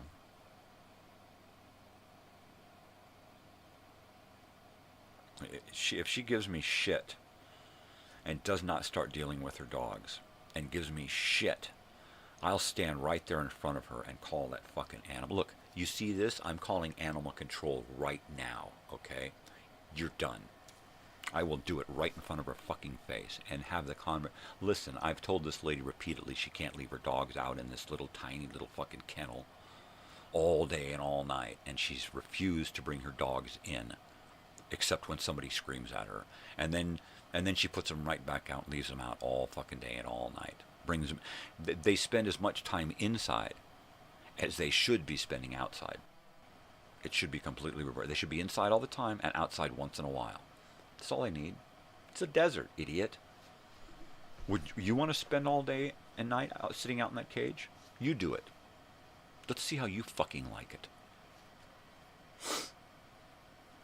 I'm gonna pop. And I don't want to. I don't want to be that guy. I don't want to be that guy. I'm gonna have to be that guy, and I don't want to be.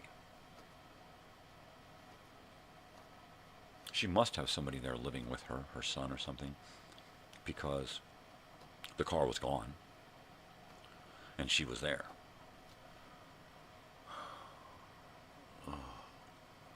So therefore, if I go over there and start screaming at her, there's a possibility of somebody coming out and going, hey, motherfucker, she can do whatever she wants with her fucking dogs, right?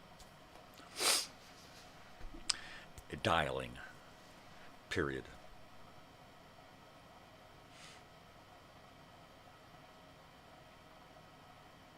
And then I have to deal with repercussions from asshole neighbors. That son of a bitch, he did the right thing and called the fucking animal control, but I'm mad about it. Right? Fucking Karens. Where they think, they so totally believe 100% that the wrong thing they are doing is okay because they're doing it. And it's okay. Because if they do something, then it's okay. It's okay if they do something. You can't do it, but if they do it, it's okay. Fucking Karen mentality. self-righteous, self-absorbed.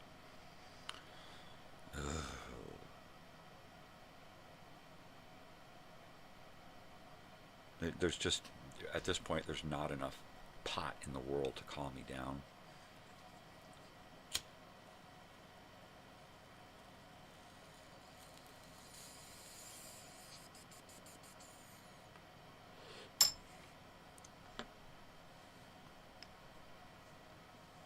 And she ain't got enough intelligence to make this fucking work out right.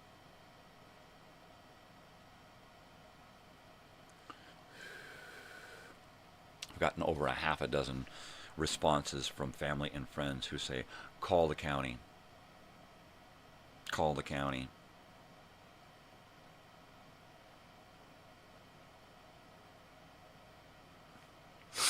I hate to be that fucking guy. I don't want to be the guy to separate those dogs from the people that they love, right? It ain't their fault, yet they're going to have to suffer over this. Separation is even more of a suffering than sitting in that fucking kennel, believe it or not. I don't want that. I feel like waiting until, because it's the weather's, they're in the shade, the weather's okay, they got water, they're not ultra hairy. I'm trying to rationalize not calling the county at this point because I want somebody locally to come build her a fucking fence. If somebody builds her a fence, I'll buy her a doggy door and install it, right? And tell her, look, the doggy door stays open, the fence stays closed. You no longer have the right to deal with your dogs. You're done. Your dogs decide when to go in and out now. I'm hoping that within a day or so, somebody's going to see that post in the local neighborhood group and want to help. I mean,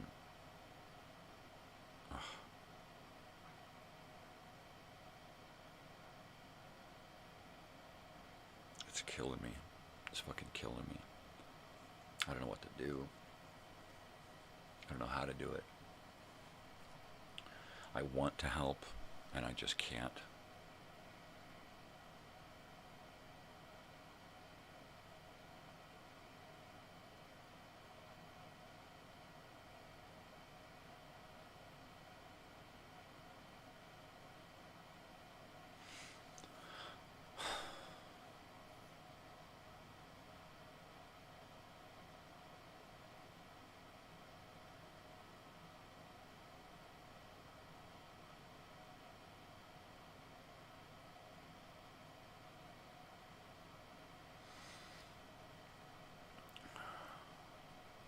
If I had the extra room, like another yard and an extra room in the house or something, I would just bring those dogs over and let her wonder, gee, you know, when did my dogs all of a sudden disappear?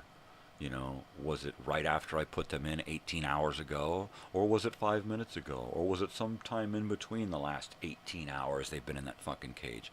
Gee, I wonder what happened to them, right? Why? I wonder when they stopped barking. Let me think. Gosh, when did I stop hearing them scream out there? That's what she's going to have to do. You know, if I had the facility, I would just go over there and dog nap them. Just dogs, because she wouldn't fucking know. You know, by the time she realized, you know, what is she going to do? Call the county on herself? Yeah, I left my dogs out there all day long, and at some point, they disappeared, and I don't know when, but they're all gone. And then I'd have to go over and say, oh, yeah, I brought them in to give them food and water and a cool place to be because she left them in the fucking sun all day. Yeah. But I can't do that. It's illegal to take somebody's dogs, even if they're mistreating them, right? Oh, it'd be like taking someone's kid because they're being mistreated. So you take the kid away from the adult. And then you get arrested for saving the kid. Why? Because it wasn't your kid. I don't know. I just know that something's going to give. And I'm going to snap if I have to hear those dogs out there crying and screaming, let me in. I'm going to heat up my coffee. Don't go anywhere. Because I'll come looking for you and I'll drag you back here kicking and screaming.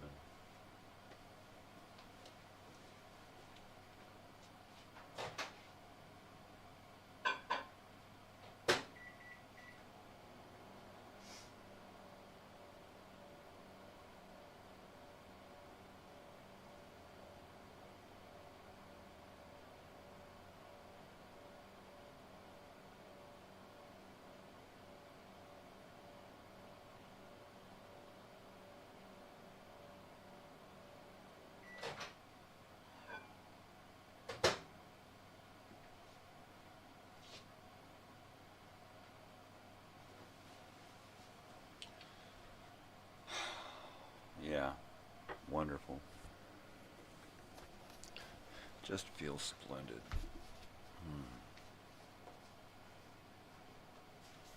Country's falling to shit. We're selling everything off to fucking China and then giving the rest away to whatever country will say, I need help. We got politicians in a fucking circle jerk, right? The world is just crumbling around us. People are marching in the streets for hate and against hate.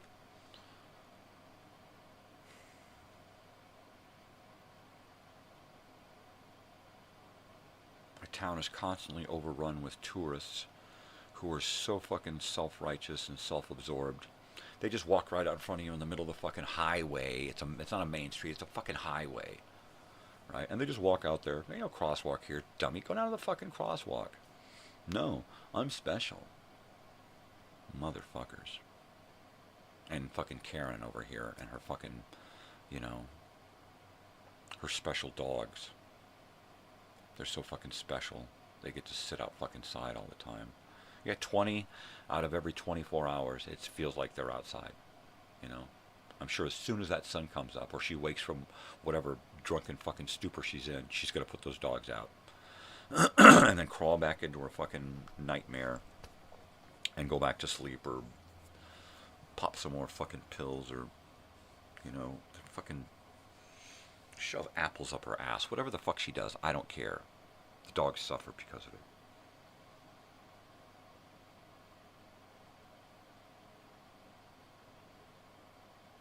And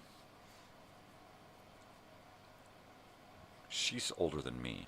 And if her son's living there in that little no-room mobile home, right? There's literally no room, right? There is literally a bathroom, a kitchen, and a living room. I think there might be a small, tiny, itty-bitty little bedroom in the back. Too small of a place for two people to living in, especially like mother and son.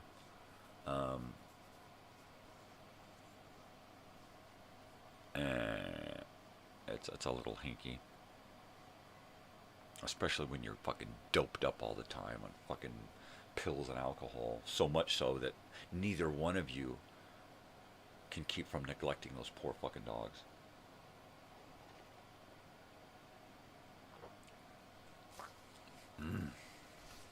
I mean, I keep saying one more time, but this is it. It's like literally one more time. I've given her chance after chance. At this point, I'm giving a chance to the community to see if the community can rally to help, because it's been like that in the past, where they either rally to help or they rally to put this bitch away and adopt her pets. I'll adopt her pets. I'll take all of them. That's what somebody says out here. Oh, I'll take them all. We can, you know, take her to jail and I'll take all her dogs. You know, there's an old friend from Lake Elsinore commented that if animal control don't do anything about her, give me her address, I'll take care of it, right? So I'm about ready to just say, you know what, you deal with it. I can't. Yeah, that'd be great if she shows up at that lady's door and say, I drove an hour and a half to get here because I saw that post. An hour, that would be great. You know, I drove an hour and a half to get here because I saw the picture of those poor little fucking dogs. How dare you? You know, and when you show up, bring the county with you. Bring a paper that says those dogs are taken from her and they will be in the custody of this other lady until you get your shit together and prove you can take care of them. It should be the same thing with kids, right? Take the kids away until the parents prove they can take care of those fucking kids. You know, as a kid, we should have been taken away from our parents many times as a kid until they could have proved, and they wouldn't have. They would have just gone about their lives. Ah, well, fuck it. It would have been too difficult to change and get your kids back.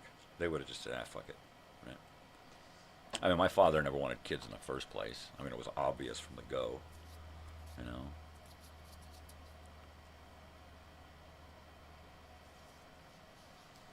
Actually, neither one of them. I don't think my mother wanted kids either. I think she was like she would have preferred to party for the next 20 years rather than raise kids. Seriously. Yeah, I don't know why we got on the subject of my parents being shit fucks, but that's the way the cookie crumbles. Yep. All I can do is learn from the mistakes of the past and try to change the present and the future. That's it. You know, so by admitting that I had a horrible childhood, and by admitting to myself why, my parents, that I could make a change and make a complete difference, 180, from the way I was raised, right? Now, sure, we're poor. That hasn't changed. But we're not liars, cheaters, thieves, right? Drug dealers, whatever. No, I made the conscious effort to not follow all of those same paths that my parents went this way raising me. I went this way raising my daughter. Okay? That's how I did it. Yeah. I mean, other, you know, maybe my siblings are different. Maybe they raise their kids exactly the same way because that's how mom and dad did. No, not me. I didn't do that. I did not do that. You have a conversation with my daughter and you know exactly that what I say is true. Because she has a lot of my, I don't know, genetic memory, a lot of my characteristics, right? But she's nothing like me, right? She's way better than, you know, than I'll ever be, period. And I saw to that. I saw to her not becoming me, becoming a clone of me. She's not even a clone of her mother. She is her own individual self. You know, I see a lot of other people and their kids and their grandkids, and they're all the same kind of, they're all the same people, right? It's like, there's no change. You know, you go and you hunt, and you take your son, he gets his gun, he's going to go hunt, he takes his grandson, he's going to go hunt, he's a great-grandson, and they're all going to go out and they're going to hunt, you know? And it's like, and they all vote the same, and they all the same jersey on, and it's like, dude, they're all the same people. There's like no change. Yep, well, that's how we raise them here. You know, where you at, Barstow? So no. I raised my daughter to be an individual, which means staying out of her head, right? I don't want her to be me. If I had been in her head so much, control, because she'd wind up being me. How horrible would that be? You know? No, I'm so happy that she's an individual. A unique, completely unique individual. She's nothing like me or her mother. I mean, well, bits and pieces. But as a whole, she's so different.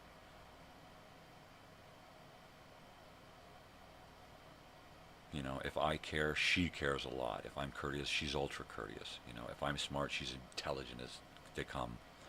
If I'm creative, she's going to put out masterpieces, right? She's just, I'm here and then she's there. I'm here and she's there. I'm here and she's there. She just takes it, goes.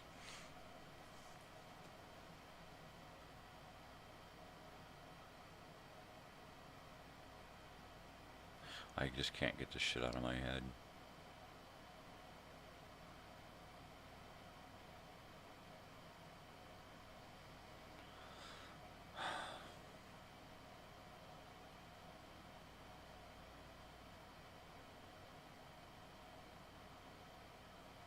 Maybe I shouldn't have gone out last night.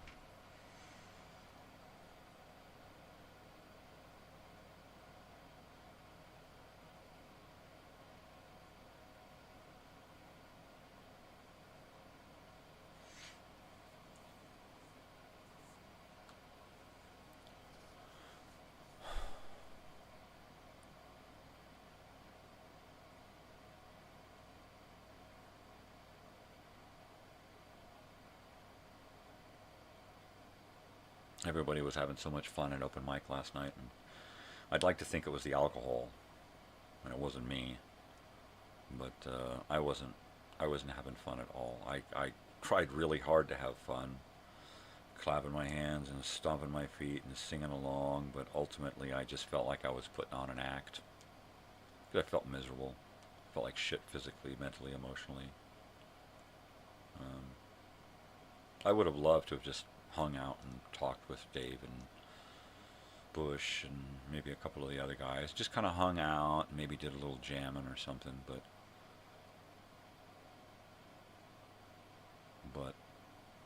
if it were not for myself,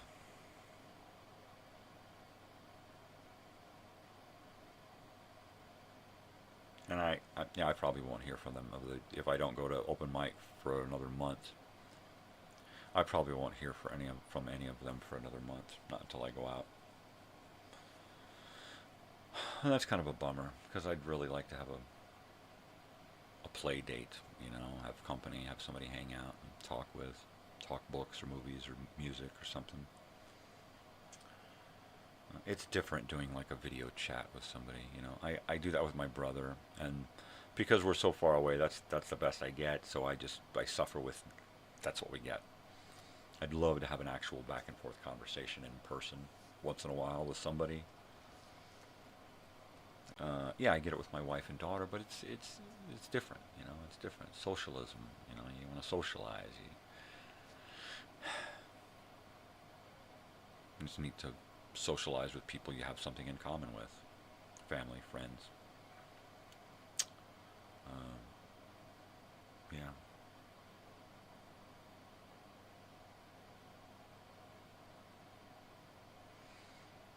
Oh God, it's 6:30 already. Welcome to my depression.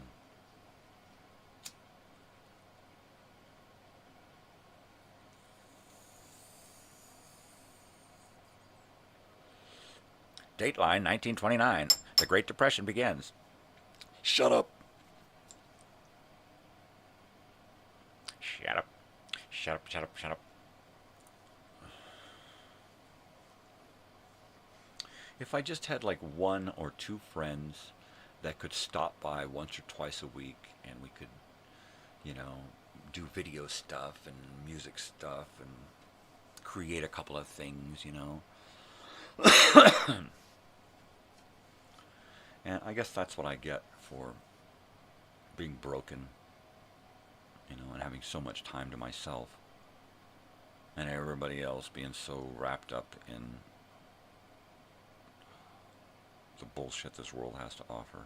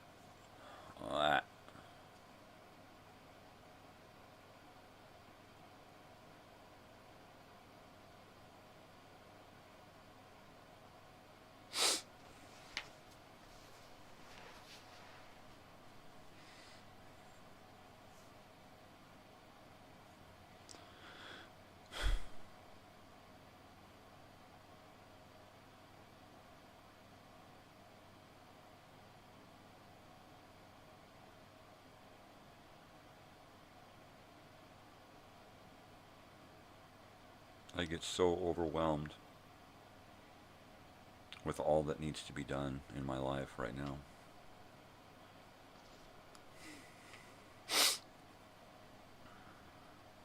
And the fact that it's so unimportant.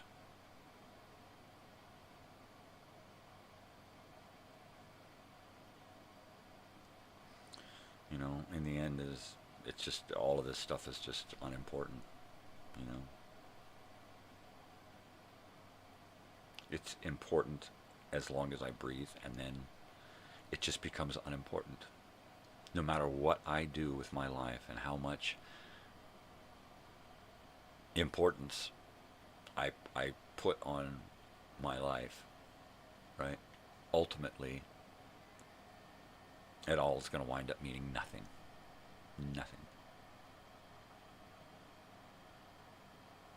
It's just everything that I've thought and said and done seen, experienced, it all just evaporates and becomes nothing.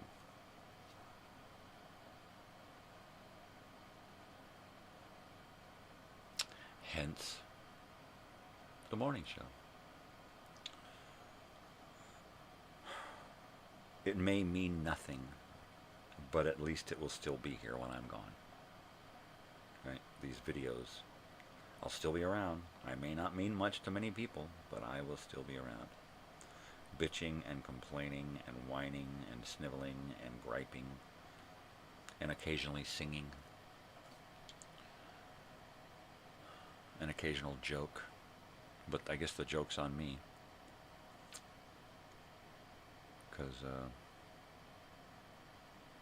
Because this is all that's left, baby. I'm gone. I'm out. I evaporated. This is all that's left of me.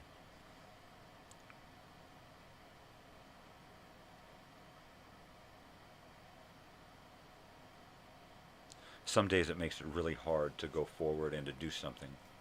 I want to do this, but what's the point if it's pointless, right? In the long run, it's pointless. So why even bother concerning myself with any of it now when ultimately it just goes poof, right? Just like this planet ultimately goes poof. Why are we worth anything when ultimately we're all gone? We're all going to die.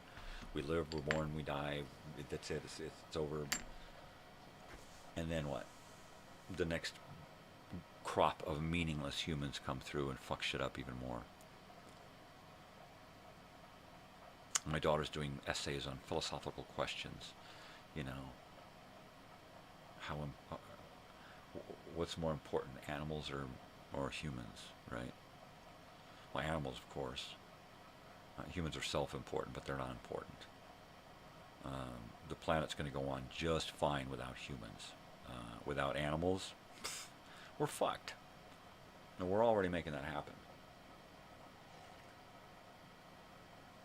I gotta warm this up again. So yeah. I like this cup. It's a big one, and it seems to last most of the morning.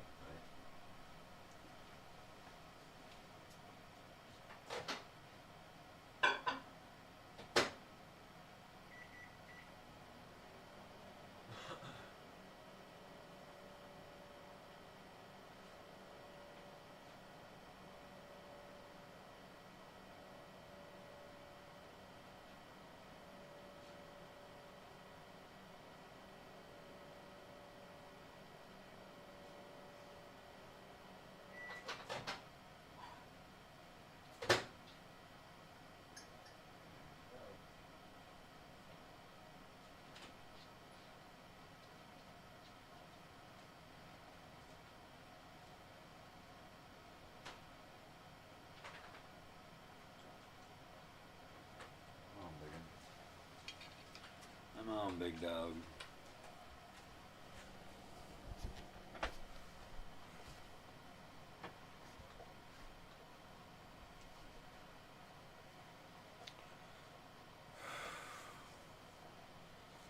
So I guess I'm going to try to clear some room in my laundry room shed storage thing here.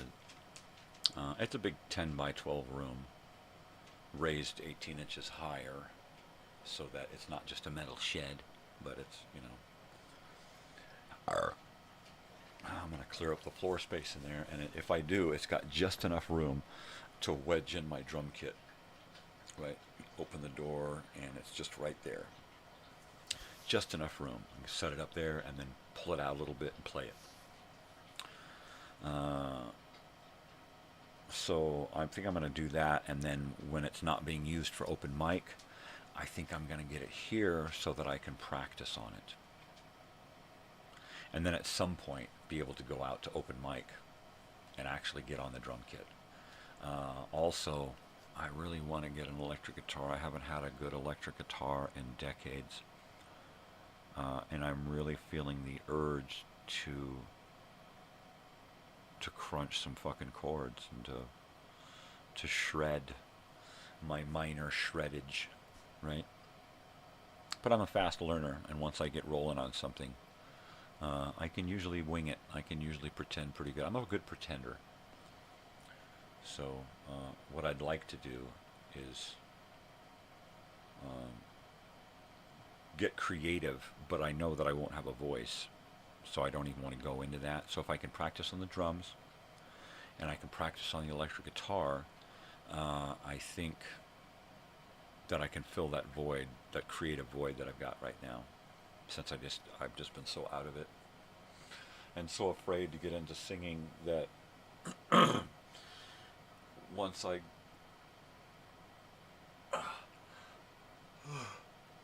go through this procedure that my singing is going to change, and I kind of want to be far removed from how I used to sing. You get where I'm coming from? I know. What do you care? Yeah.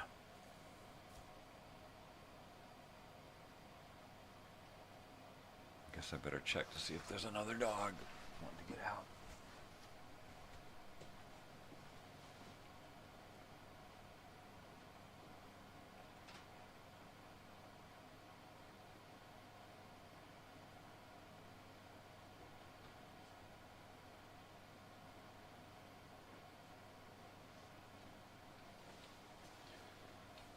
No, sirree.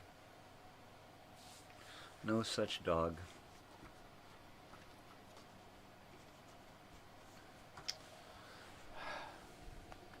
Nope. Anyways.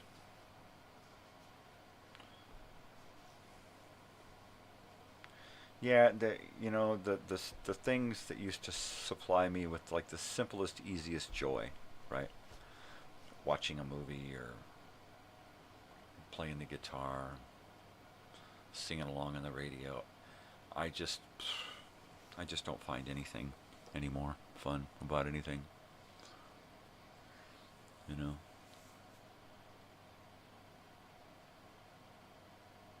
All I can think about most of the time is ow. And when is it over? When does it stop? Please make it stop. Ow.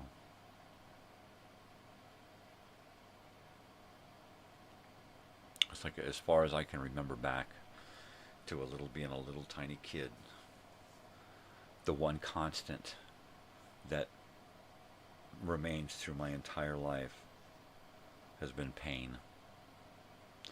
Physical pain, mental pain, emotional pain, hunger pain, head pain, trauma, injury, neglect, abuse. You name it, broken heart, I've experienced it 1,000 fucking times over. And then of course when you suffer from depression, then you suffer on a huge, giant scale compared to everybody else.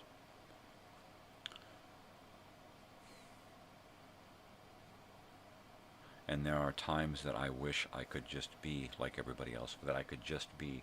Why can't I have a normal emotion, right? Why can't I just feel happy and be okay with it? Why does it have to bring on all this other fucking guilt and bullshit, right? Why do days constantly have to be worry and dread, fear, you know? About what? I don't fucking know. The end's coming, it not coming quick enough, I don't know. I just don't fucking know. I just know that I'm fucking sick of it. Sick to death of it.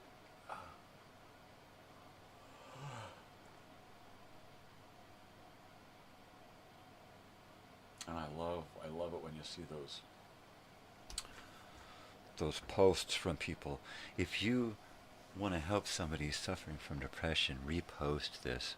And that does absolutely nothing for people who suffer from depression. Because people who suffer from depression don't pick up phone numbers and dial people to call. I'm depressed. They don't do that. All right? People who go to shrinks do that. All right? People who suffer from depression suffer in silence. All right? Period. They're sitting there hoping, praying, waiting for someone to reach out to them. Right? because it hurts too much to reach out and not find anyone there. Right? Depressed people don't pick up a phone and call somebody and say, I feel like killing myself. No, they just kill themselves. Or they constantly try to reach out to people in their own way and constantly get shot down, right? Going out last night was a way of me reaching out, saying, hey, I'm here, I'm important, come spend time with me, you know. And I got the usual, yeah, man, things are busy right now, and, you know, I just don't have that, but as soon as I get time, man, I'll come by. And that's what I hear every single time, you know. And then it gets to the point to where I can't take it anymore. It's like I have to go out of my way to go look somebody up and spend time with them. And then I feel like I'm putting myself on them. Like they would rather be doing something else, but this guy shows up and they got to deal with him. I got to deal with this guy first, and then I can go do what I want, right? So I don't, because that's the way depression people are. You know, it's better just to not than to try and be hurt. So yeah, it makes me laugh when I see those people sharing those phone numbers and those hotlines and all of that stuff, because that shit don't fuck. It works for like a small percentage of the people. You know, otherwise it's up to friends and family to help those people who are suffering in depression and to recognize their suffering.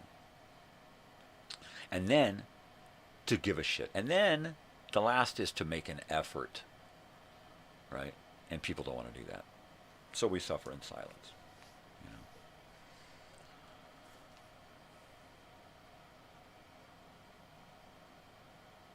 Hoping that somebody's going to make the time, you know. And then you don't want them to, because then you're thinking, oh God, I'm just a fucking charity case. Don't come over. I got stuff to do. Now, you know what? I think something come up and I'm not going to be able to make it. That's what happens, because you just feel like they're just doing this because, oh, the poor baby, you need somebody to baby, you know. It's like, so then you feel like, you know what? So you make up excuses. Oh man, no, something came up and I can't do that, or, you know, oh, I'm busy, I can't go out. I'm busy, I can't go out. I'm busy, I can't go out. And then they stop, you know, because you feel like they're just doing it because they recognize that, but they don't quite know how to deal with it, and it's not really that important to them anyway. So. Fuck it then. That's it.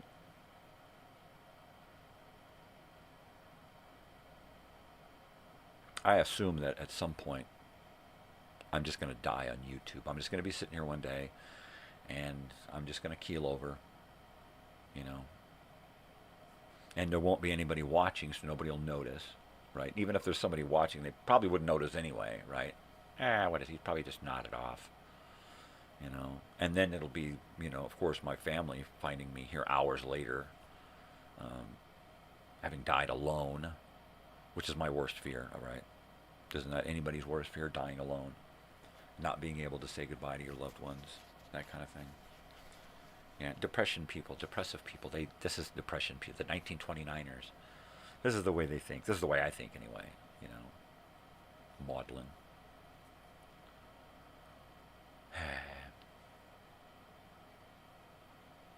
Shoot me now.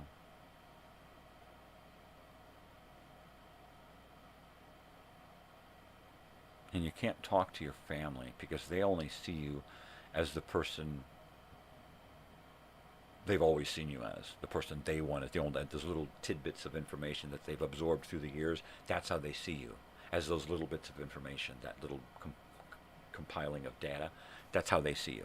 They don't see the real you because they don't take the time to see the real you, because this little bits of data that they have says, just stay away.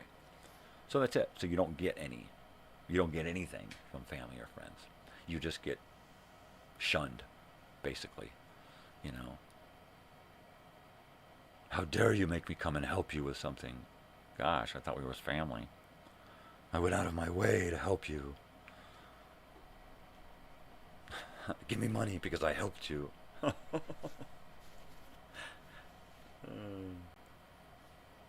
Yeah, well, that's family right there. Sure, I'll help you. How much money you got?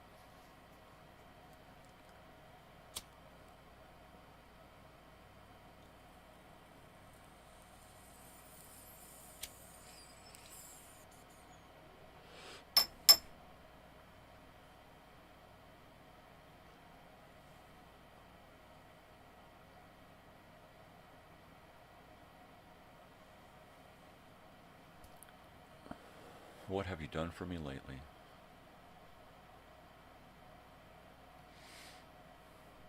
Well, I don't want anybody to do anything for me. Don't go out of your way on my account. And I just don't want to do anything for anybody else anymore. I'm done. I keep going out of my way to try to become a part of things, and I just keep getting shot down, I'm going to arrange this whole reunion thing and raise the money and plan it, get it all paid for and everything. And then I'll be lucky if I make it there, literally. I mean, physically, mentally, emotionally. By then, I may be too broken. I may be in the fucking grave at that point. I may have to hand it all off onto somebody else. Look, here's, everybody's paid for, everything's paid for. Here's the responsible part. Just rally it all together, I would have loved to have done this a couple of years ago, back when I was physically able to really get into it, and at this point, it's all I can do to go out for a half an hour and talk to the t-shirt people and come home and not want to just say fuck it and just go crash. Oh yeah, there's something wrong with me. Do I want to give myself over to the medical industry and be eviscerated, radiated, dissected and vivisected? Nah, I'd rather go out in one piece. It's gonna hurt like hell. My body eating itself from the inside out, right? And I can already feel it happening. And would I want to extend that life only through massive amounts of suffering? Because that's all that the medical industry offers you. I don't think so. I think I've suffered enough, My earliest memories are of pain. And most of my memories between then and now have been pain. Do I want to go through more pain so that I can live the rest of my life in pain? I mean, it's just, gee, let me think about that. I'm already going to be in pain. Do I want more pain? It's like having the neck surgery. Look, I'll go through the pain of the surgery and the pain of the recovery, but I'm still going to have the pain afterwards. I'll just have less movement in my neck, but I'll be able to move. It's like, fuck you. You're going to do what for me now? Yeah. Oncology. Torture. Medieval fucking torture, right? You get more out of hospice than you do out of hospitals now. At least hospice, they're trying to help you.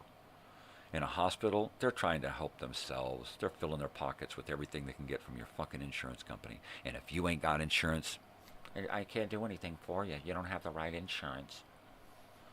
So fuck them. Fuck them all in the neck. Fuck them all in the neck, man. Twice on fucking Tuesdays.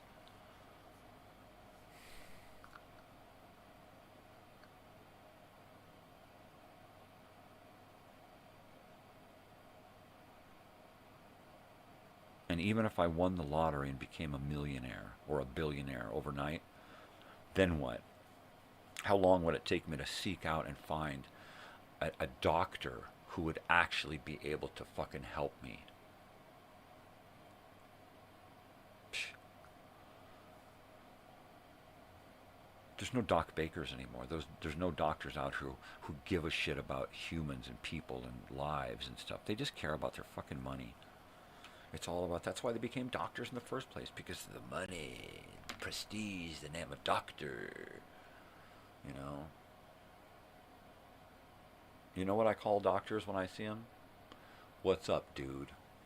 You may have gone to get this little bit of respect, doctor. It don't fucking give no clout with me at all, As soon as you show me respect, then you get it back. Then you become doctor. As soon as you treat me like a fucking goddamn number or a symptom or something, or just start prescribing, you're just dude to me. Whatever dude. Yeah, I've met very few doctors that I've called doctor. It's either man or hey or dude. Usually it's hey. Hey, Or am I going to get that prescription? Or, you know, is there something else? Like, hey, is there something else I can do other than take these pills? Well, I'm a doctor. I prescribe pills. I don't prescribe bullshit. It's like, okay. Literally, a doctor told me that. I prescribe reality. I don't. It's like, what? So pharmaceuticals is the only reality you know? You're not my doctor. I'm gone. I'm gone. That was the last time I saw my doctor, Salhotra. Dumbass. What a dick. I mean, he never looks at in the eyes, never looks at you in the eyes, never checks you out physically, has a nurse fucking do it. And then he just sits at his computer and talks and types and talks and types and then says, okay, give him a printout and give him this and give him that. It's like, motherfucker, I'm a human, motherfucker. Look at me. Humanize me, motherfucker. It's like, no, if I don't look at you and I don't acknowledge you're there, then I don't have to worry about you and your condition. I can just prescribe the pills and get my kickback from the pharmaceutical companies.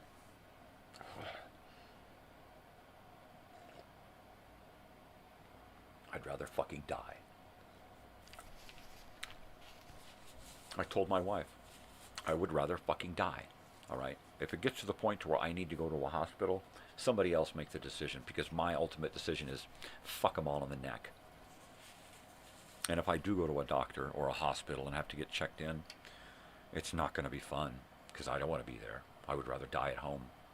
You know, I would literally rather just fucking pass over it at home. Just die right here in my chair. You know, I'd rather, of course, I'd rather have a heart attack and go out that way than to die horribly of cancer. So I told her, you know, just remember, if I die of a heart attack, be happy that's the way I went out. Otherwise, it's going to be horrible on everybody, especially me and you. So,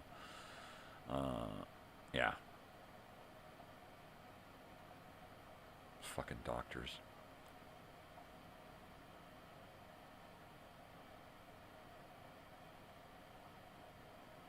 And all the technology and medicine and healthcare, it's all wrapped up in bullshit, right?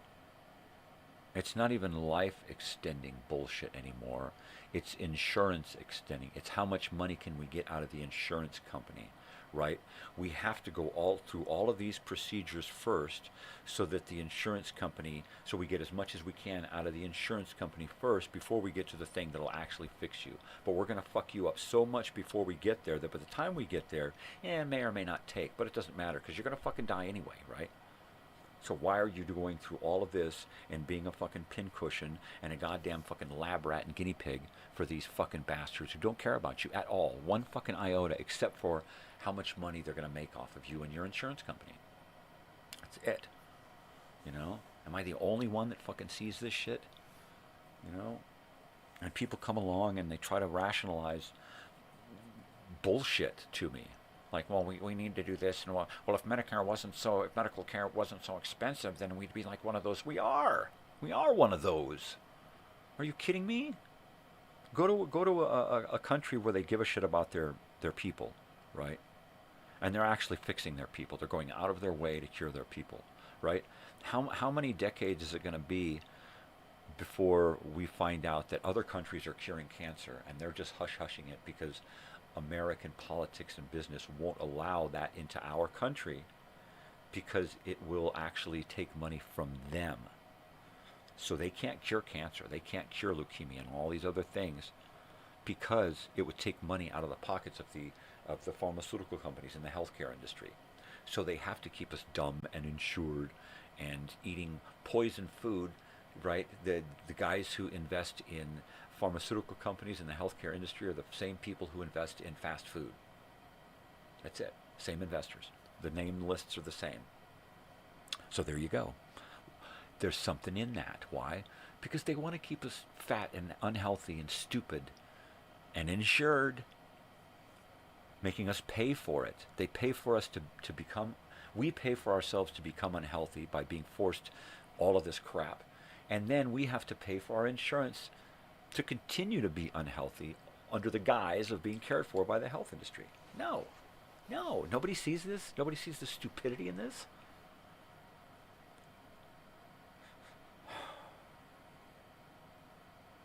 My father went to get a physical examination 6 months before he died. They gave him flying colors. He's healthy as a fucking horse. God, the healthiest guy we've ever seen. And then he dies 6 months later horribly of cancer. So who was the bullshit? Did he find out from them that he was dying and he just kept it from everybody else? Possibly, probably. Or did they just decide, well, we can't help him, so just tell him he's fine? Right? Who knows? I'm sure my father knew. I would imagine that they probably told him, look, you're fucked, and he just couldn't bring himself to tell everyone else, right? Because he didn't want to deal with it. Of course, I'm like the exact opposite. Like, I realize my mortality. I ain't gonna live forever, you know. It's gonna be horrible. It's gonna be painful. We've already started, you know. There ain't no running from it. I can't just look the other way, you know. I go through my days not thinking about it. I know it's happening. I know what's going on. But I just go through my days not thinking about it, you know, because it's easier on the psyche. Some days I get overly depressed and I can't not think about it, you know, the inevitability of it all. But what do? I mean, it's like that for everybody. Most people don't want to see that. Most people want to, you know, look for a fantasy to get into so that they don't have to think about reality. I don't hide from reality in fantasy. I confront reality. I just don't think about it all the time. Or I think about it so much that I don't have to not think about it, right? You get it? It's just there. You know, it is reality. Get a hold of it and deal with it. Reality. We're born, we live, we die. Sometimes it's a couple of seconds. Sometimes it's 100 fucking years or more. You know? It is what it is.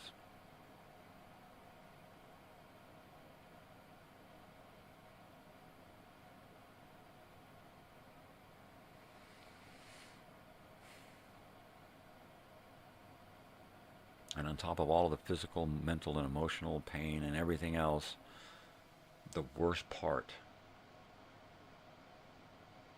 is human contact, human confrontation, having to deal with the fucking outside world, having to deal with people, strangers, people wrapped up in their own fucking bullshit. They haven't got a clue that the rest of the world is actually inhabited by real people. We're actually, hey, we're people out here, you know. We're not just figments of your fucking hallucination. I mean, most people walk around acting like you're just guest stars. You're just, you know, walk-on extras in their movie, and it's like, really?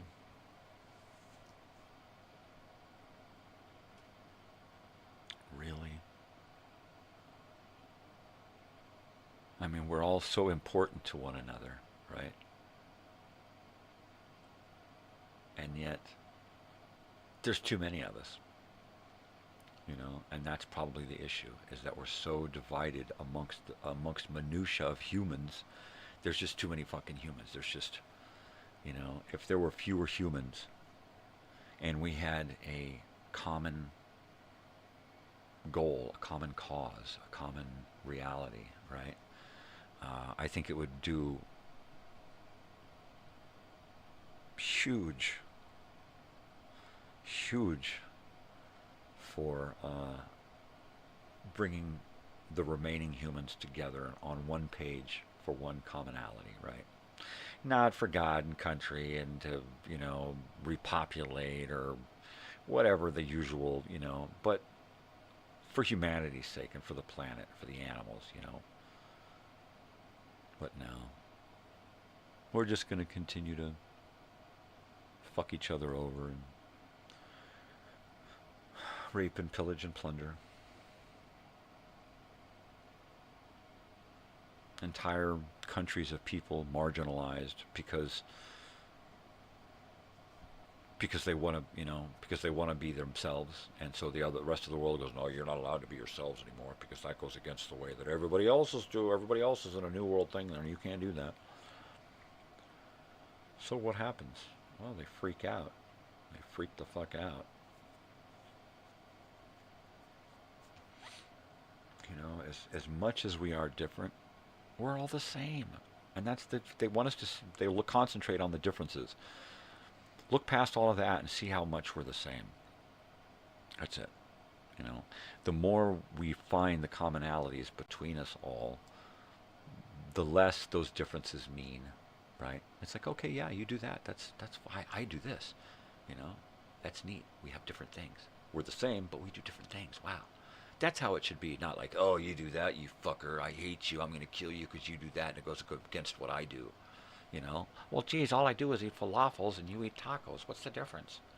I hate falafels. I mean, it's really, literally that stupid. It gets down to that stupid. You know, this is my country. We're kicking you out of my country. Why? It's our country. No, it's my country now. You're gone. Live on the other side of that wall there.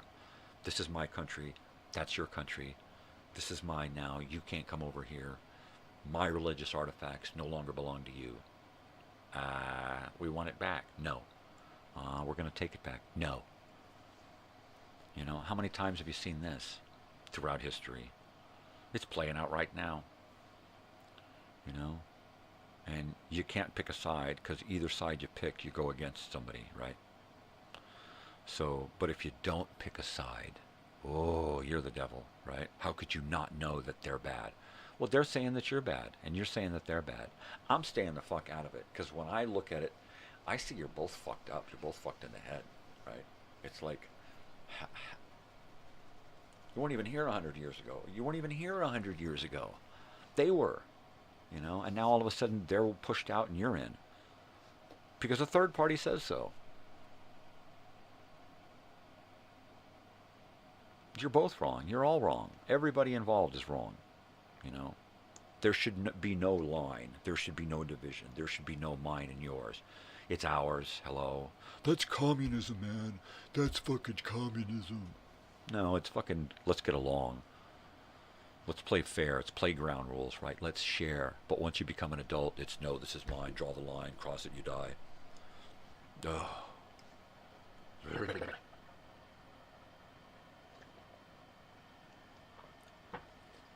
Social and political commentary provided this morning by Michael, Crazy Old Weird Bearded Guy Monday. Thank you for joining.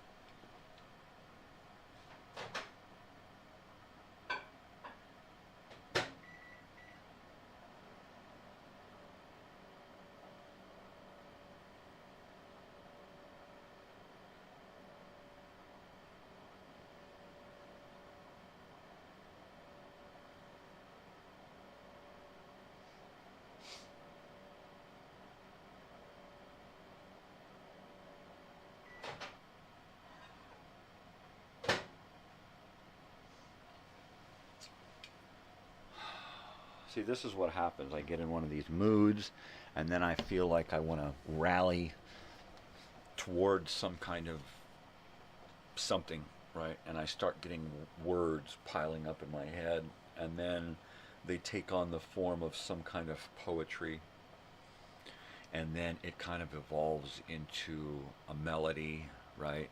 And then all of a sudden, I'm filling my phone full of lyrics. And I've been so trying not to go there, because I don't want to get to where I want to sing and then have my voice taken from me, right? So I've just been avoiding, you know. And maybe what I should do is I should write. Maybe I should just start writing. Of course, if I start writing again, then it's going to be, what do I write? Do I pull out the old book, Elsinore? Do I pull that out and start writing in that again? Do I pick up where I left off? Do I try to rewrite what I've written? Or do I just jump into something and just go with it? Do I just start writing something new? I don't want to write poetry or music because it's going to prompt me to want to sing, and I don't want to go there.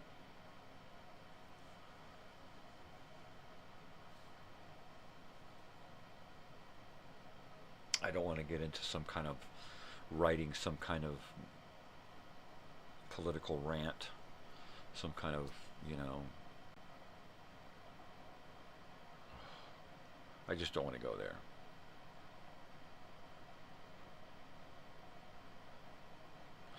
So yeah, it's just been easier for me to put myself into making videos, which, pardon me, in fact I've got to start uploading next week's content. Thursday, my music video, world premiere, Thursday at 5 p.m. live premiere.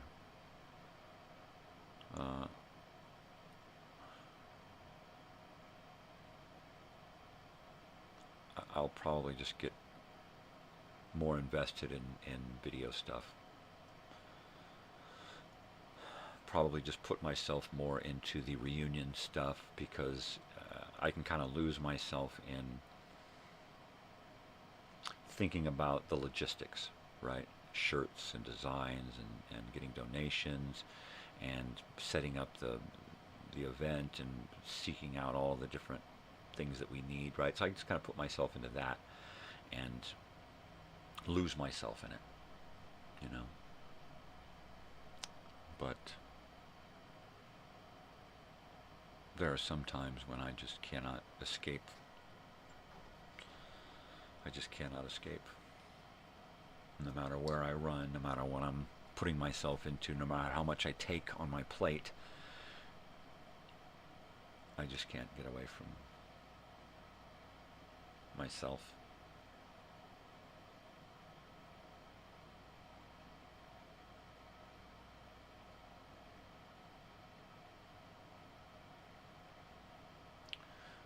And as much as I wanted to go out last night and see those people, and even more, but the few people, couple people that I saw there, as much as I wanted them to want to see me, I still felt like it was, and of course it's all on me. This is all me, not them, but I just felt like it was so contrived, like, oh, here he is, let's put up with him. And that has nothing to do with them. That's the way I felt, right? They were ultra nice and cool and very friendly. But on the inside, I just felt like, why do they even bother with me? I wouldn't. Well, I mean, I would, because that's how I am. But Debbie Downer. I mean, I just feel like, what's the point? Why would anybody even want to hang out with me or spend time? I mean, it's quite obvious nobody does, because nobody's always knocking at my door, right?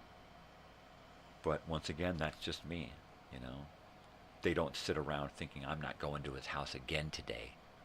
People don't do that. Yep, I could go over there right now, but I'm just going to sit here for 3 hours and think I'm not at his house. It's not what but of course that's the way it feels like to me, that everybody's got everything in the world to do except, visit or say hi or something. And that's just the way my condition is, It's just the way it is. It's just the way my head chemistry is. My wiring is all fucked up. It is all fucked up. And I never blame anyone. I blame myself for thinking that it has anything to do with anybody else, right? Though that makes me even more depressed. How dare I blame somebody else for my fucking situation, my condition? They're not going out of their way to make me feel miserable. I can do that perfectly well on my own. And then that makes me feel worse, like, oh my God, did I say something to make them feel like it was their fault that and then it's like, spiral.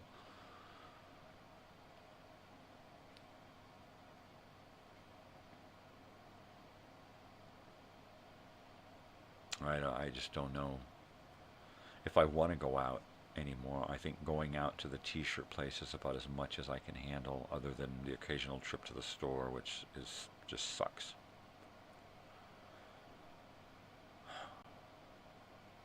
I should completely change my diet, stop drinking coffee, stop eating sugar, stop doing all of these things.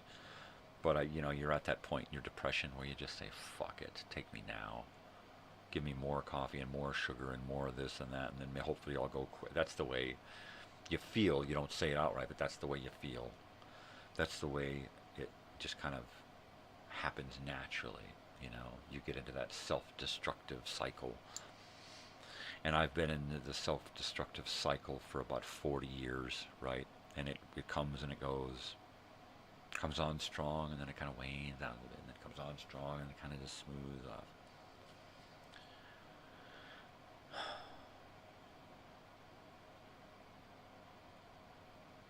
Yeah.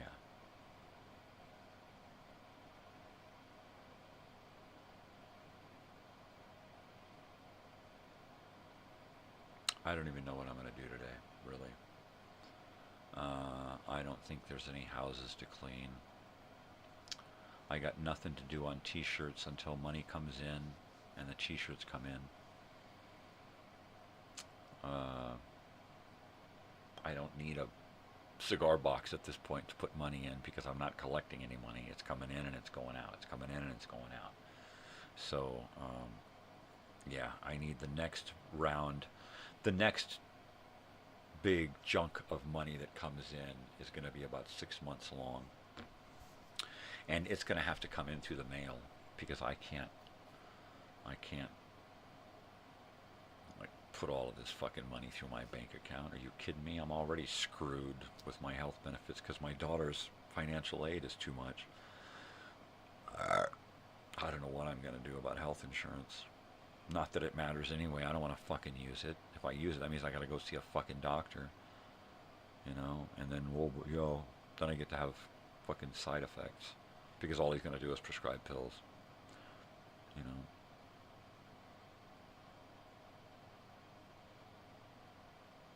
The best thing I can do for my health at this point is just worry about my health myself. And it's so hard for a depression person to give a shit about themselves, right? I care more about my wife and daughter and dogs and neighbors and everybody in the world combined than I care about myself. And that's just the nature of the beast.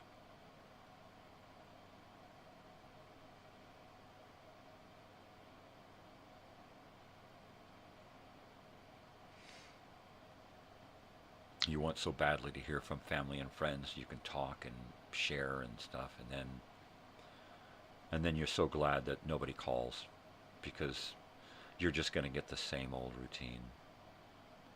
They're going to look at you the same way. They're going to think about you the same way. They're going to talk to you the same way. There's no room for growth. There's no room for change. It's like, oh, you're that same guy. It's like, no, I'm not. Really, I'm not. I mean, I got things going on, Like, oh, yeah, whatever. That again. Yeah. So you just stop giving a shit. You just stop giving a shit, period. Stop giving a shit about friends and family and yourself especially. And I think it's been months since I've looked in the mirror, except on an accident here and there.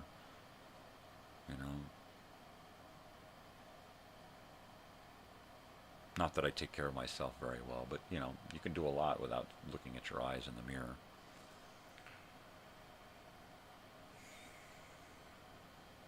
I don't want to look at me. I can deal with the camera stuff because I never have to catch my eyes, I mean, I can look in all these screen stuff, and I never see my eyes looking into my own eyes. I mean, I look into my eyes, but I'm not looking back at myself in any of these pictures. So it's different. It's like a different me. It's like that's the guy on the internet. That's not me. This here, this here, this is me, right? Has nothing to do with that guy there. If I look in a mirror, that's different. There's connection. So I don't do mirrors.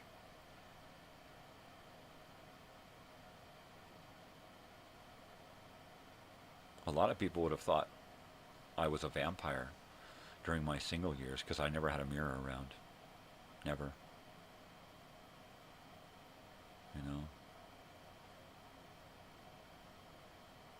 didn't want one. I still don't like mirrors. I hate mirrors. If I look at a mirror, it's not seeing myself that bothers me. I can look at myself, no problem.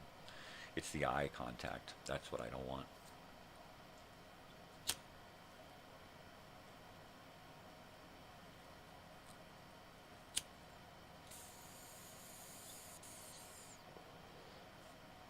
I'm so bad at confrontation at this point, I don't even want to confront myself.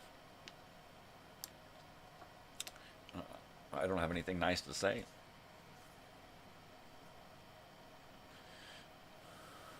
At all.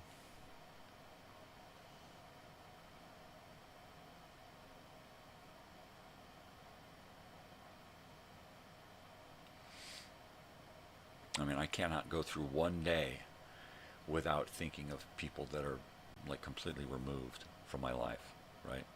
I cannot go one day without thinking of my friend who used to be here.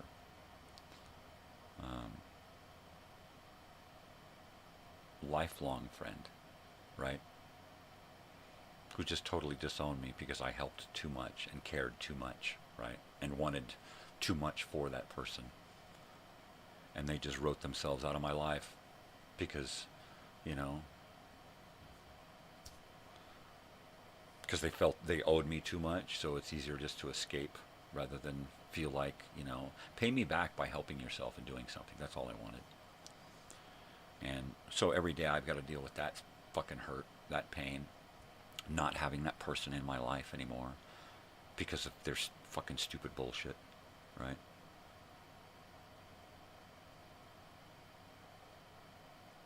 Family and friends that are just not in my life, you know. And of course, the old poor pitiful me part just wants to say, you know, that they just don't need me. They don't care. They moved on. Their lives are better without me. You know, probably has nothing to do with any of that. They're just busy living their lives, right? But the old poor woe is me wants to think that they're going out of their way to stay away from me, right?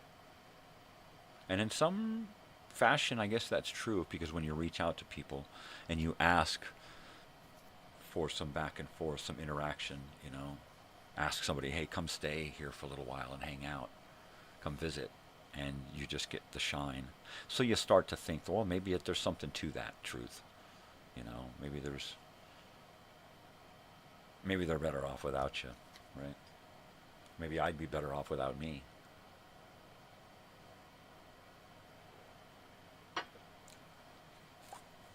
I don't know.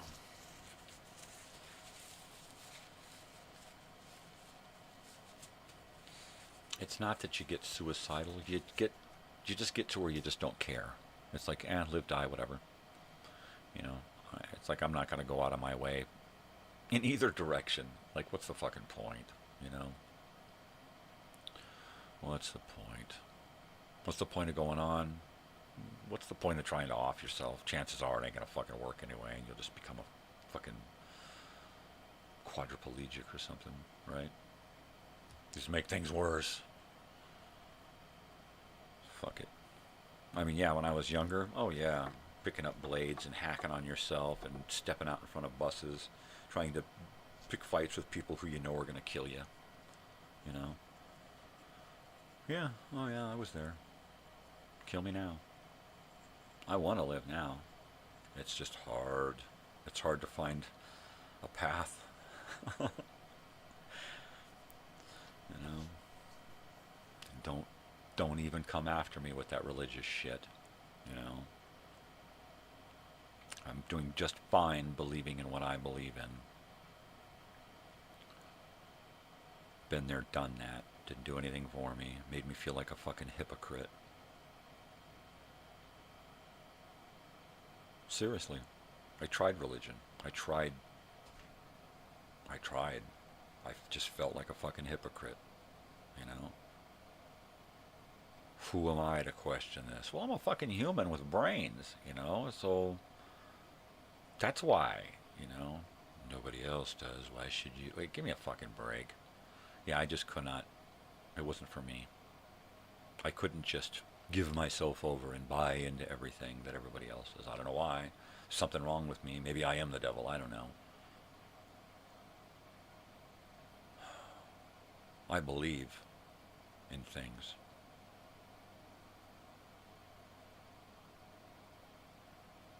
I have strong beliefs spiritually. They just don't coincide with the stuff that's in the books and the stuff that people are preaching and throwing at you, especially the hypocritical bullshit. You know, do this. Well, you don't do that. Yeah, but that's okay. I'm this. But you're this. You have to do that. What? What? Do as I say, not as I do. Oh, that was my grandfather. Do as I say, not as I do. He would literally say that. That was one of his sayings. Do as I say, not as I do.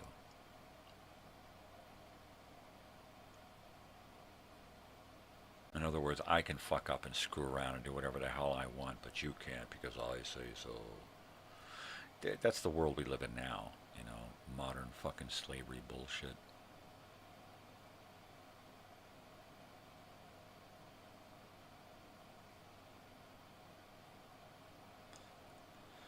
Well, it looks like I'm going to be trying to spend the day figuring out, or spend the day trying to figure out, that's it,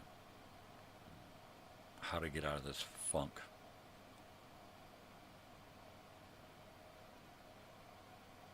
It's not going to be outside working. I don't want to even go there. Physically, I can't deal with that.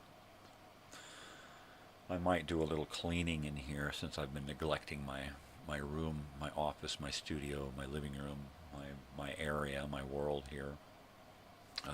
I've been neglecting it horribly, so it's dusty and cluttered. That's it. Dusty and cluttered.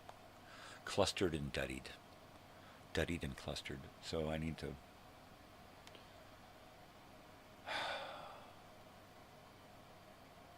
I need an overhaul, man.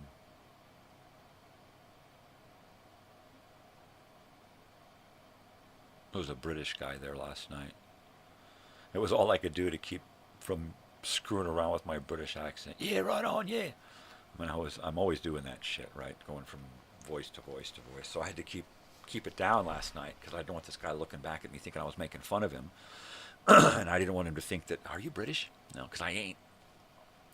And of course he'd have known that right away. But it was funny because this guy, I didn't take him for a Brit, right? I looked over at him and I thought, truck driver. Or hipster wanting to look like a truck driver, right? Because he had on the trucker cap, right? The actual old school trucker cap and a shirt and a bandana around his neck. Big beard, of course. You get that big beard because he's young and he's got to be a hipster, right?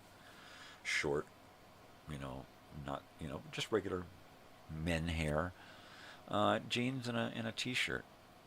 Like high tops or something. I mean, he was dressed really casual, but he looked like a hipster truck driver. So, and then he started talking. And I was like, oh, wow. He's a Brit.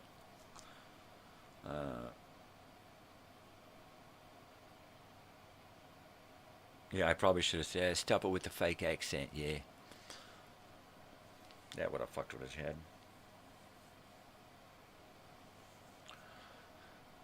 Yeah. I guess I got so depressed last night because I really, really wanted to do something on stage, but I had nothing to offer. I was going to get up and play the drum. I thought David was going to do an improv thing, and so I got up and I sat at the drums, and I was going to, and then he said, yeah, okay, I'm going to do an original. I was like, okay, I'm out of here.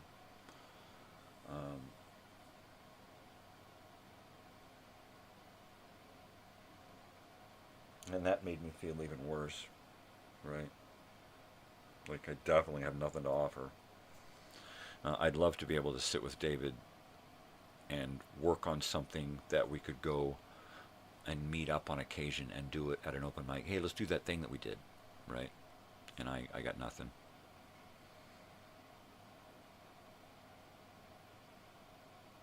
All I got is a depression that just won't fucking quit.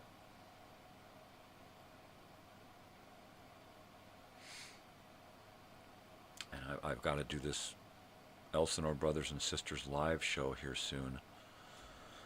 When the t-shirts come in and start rolling.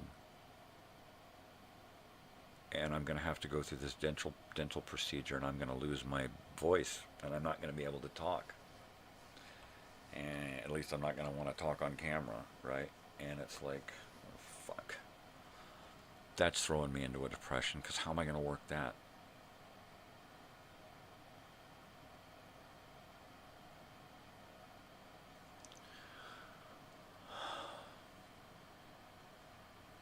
I don't know.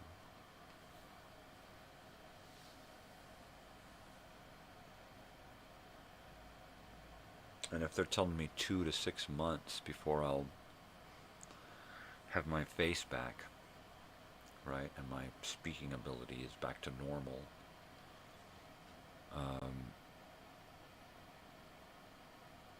that's going to put a huge damper on this whole fundraising thing if I have to do a live show in order to get this shit going. So once again, headlong into depression. I'm going to probably have to pass this Elsinore Brothers Live thing off to somebody.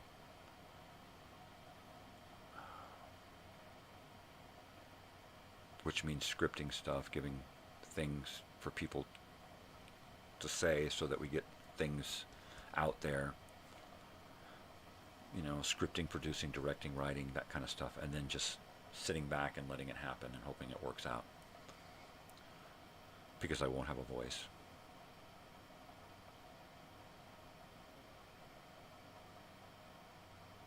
Ultra mega depression.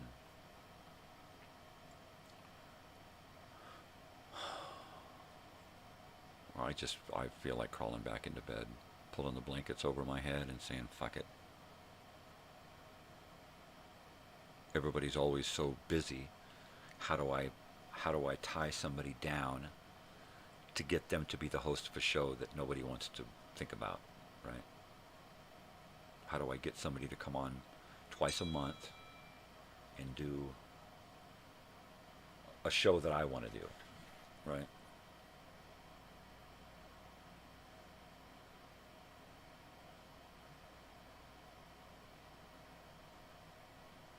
All right. Looks like we got a check-in today and check-out tomorrow at a house down the street. Yeah. Hopefully it'll stay there. Please stay there. I told my wife, let's wait before we start thinking about having to borrow money. Let's see if rent takes care of itself. And it looks like it's taking care of itself. So that's cool. Because I got shirt money coming in that I literally have to pull out of the bank and stash away. And pull out of the bank and stash away. And forget about until it's time to spend that money on shirt stuff, right? So I have to be diligent about making sure that, that sucks about having to use my bank account for this crap, which is why I want to go to cash check or money order. Because I can just stick the cash in a box, take the money orders and checks down to my bank, cash them, and it doesn't go through my account, and it's like no worries, because it ain't my money. I don't want responsibility financially for this money. I just want to get these t-shirts and get the party done. That's it. And anybody who starts looking at me like I'm making money off of this needs to have their head examined.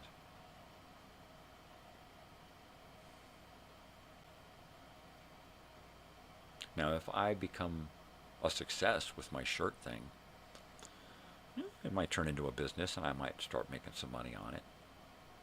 But not until after the party. Or at least not until after the party's paid for.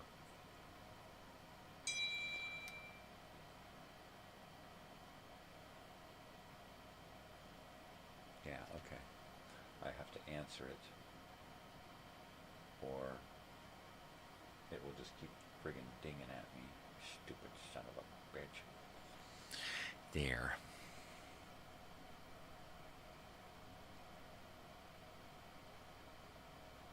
I gotta come up with something to do to shake this fucking darkness away. I find no joy in most of the things that used to bring me pleasure, right? Most of it just brings me depression because I can't enjoy things the way I used to. And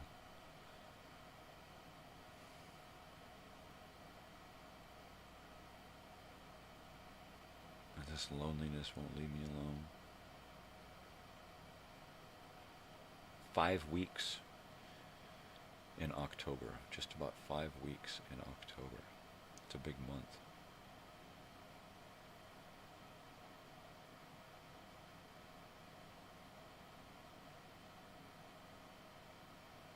It's a long month.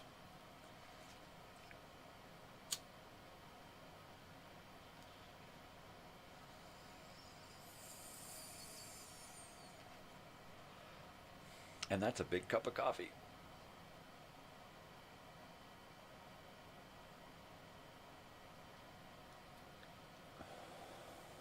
It's a 2-cupper.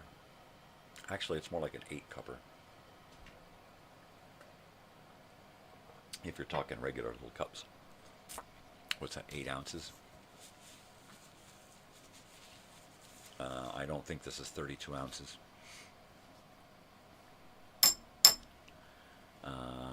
But it's definitely bigger than 20 ounces, I would think. Yep. I'm telling you, you know what? I need to get ripped this morning.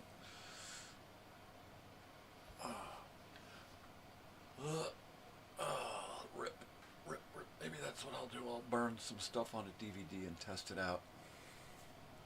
I've got a few DVDs that I've already burned, so maybe I'll hook up the DVD player my wife brought home from the thrift shop and put on a disc and see if it works. You know, giving stuff to people usually makes me feel really, really good. I was feeling in a horrible depression a couple of years ago, and I sent friends things. I sent my brother a bunch of stuff, and it just made me feel so good, right? It like totally shook off my depression. God, I sent him some t-shirts and a bong and a poster and a stereo with a turntable, brand new, and records and VCRs and tapes, and it's like, dude, and it was like the more I sent, the more I just was like, yeah. So I should probably look into doing something like that. Start getting together little boxes of things to give to people, right? Because that makes me feel good. So I think I'll start by burning a bunch of these things onto DVDs and sending them to my brother. A bunch of these movies we used to watch, like the Doberman Gang, right? Put that on a DVD and send it to him. That'll be cool. Everybody's got a DVD player. And never enough DVDs. I've got thousands, of course, but we won't get into that. But yeah, it's about time that I get together some kind of little gift pack to send to my brother, because that'll make me feel good, you know, sharing all of this old nostalgic crap that I've got. I wish I had other people to send stuff to, but there's just nobody in my life who gives a crap about me enough to even want to share the kind of stuff that I want to share. Most people have just moved on. They're like, who? He's what? Oh, Robert's brother. Oh yeah, I remember that guy. Is he still alive? That's usually what I imagine I get from people. Oh, is that him? He's doing. Oh, oh, okay. I didn't know if it was the same guy. Yeah. Yeah. Where was I? Oh, that's right. I was fucking depressed. And swimming in coffee. This thing needs a diving board. It does. Except I'd bump my nose on it. But then at least I could jump in. It needs a little, that's what it needs. It needs a little wooden deck around it, a lounge chair, a lifesaver, right, maybe hanging off the side, and a diving board.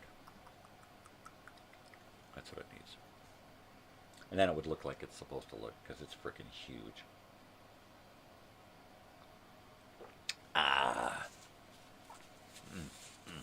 Oh, yeah, baby. Well, the coffee it's cooling off, but it's still there. I got me a few more swallows I'm going to have to heat up here soon. I'm going to warm it up and slug it down, slug it back. Slug it back real good, man. Oh, crap. More depression. I just saw paperwork that I've got to go take in to deal with health insurance. Crap.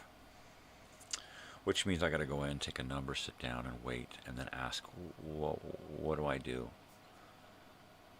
All right, you do your thing, I'm going to do my thing. We'll get back together in, say, 10 minutes, and we'll compare notes. And then do that and figure out where I'm going with my health insurance.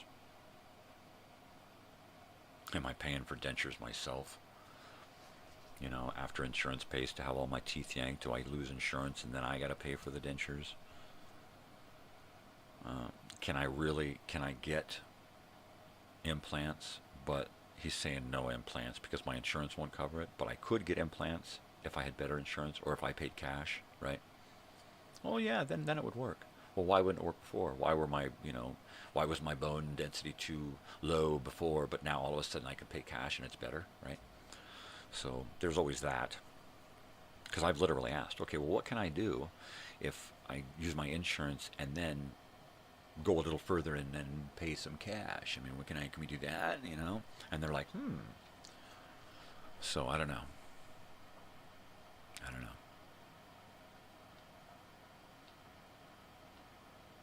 But I know I'm going to have to put on a smile and my nice face and my nice voice and go sit down and do stuff that I hate and talk to people who just marginalize me, you know, and most people who just kind of are condescending. You're one of those that I have to help every day, you know. There's a couple of people down there who are just the sweetest people in the world. And usually I get them, which is really nice because I'm not the nicest guy in the world and I'm not the easiest to get along with. But if you're nice to me, I'm ultra nice to you. If you're ultra nice to me, man, we got it made, baby. So that's it. All you got to do is be nice. If I run into a nice person, I'm nice. It compounds our niceness and there's a nice explosion. And we're just like, you know, as soon as you turn on that sour puss or purse your lips and go, we're done. My niceness goes out the fucking window. That's all it takes is one.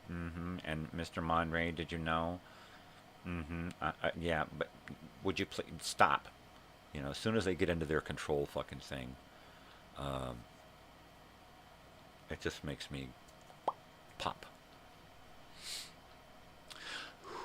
So I have to suck it all in and pretend to be that nice guy that I want to be, that I started off being. Yeah.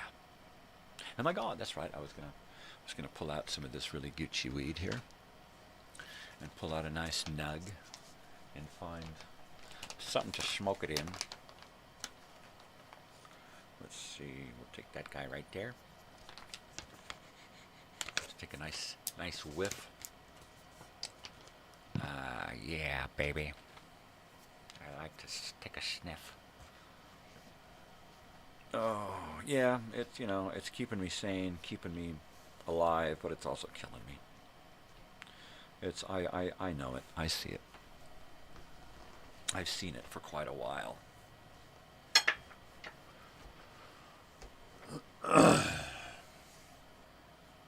What are you gonna do?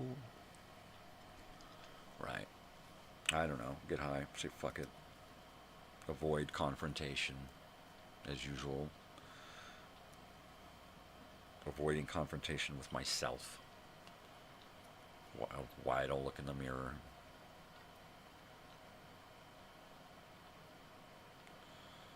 Yep.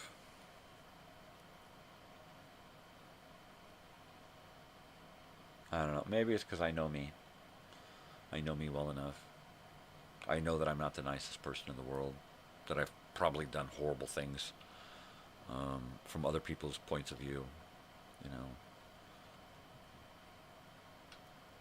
I don't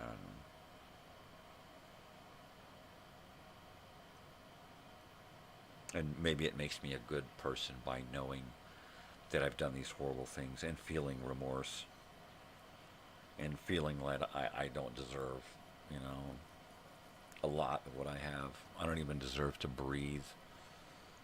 You know, even though the things that I've done can't be worse than other things that have been done by a long shot.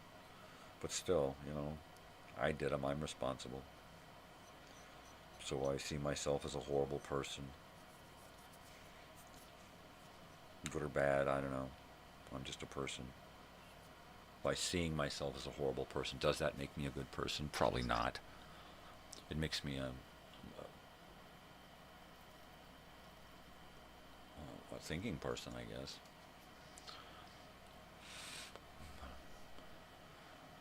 Still responsible for my own actions, good, bad, or indifferent.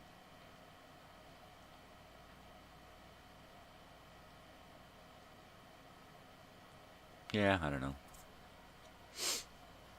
You can only do what you can do, and you can do what you can do while you're doing what you're doing, right? What the hell did he say? It made me dizzy. It made me dizzy to say it. I don't even know what the fuck. I couldn't repeat it. I couldn't repeat it.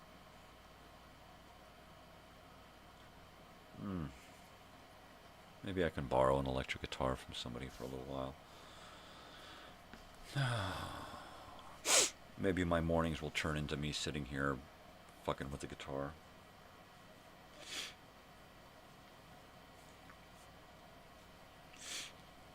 Maybe I'll be dead next week and none of this will all matter.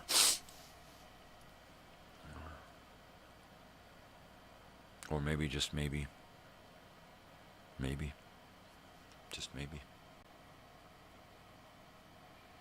I guess it's always a maybe.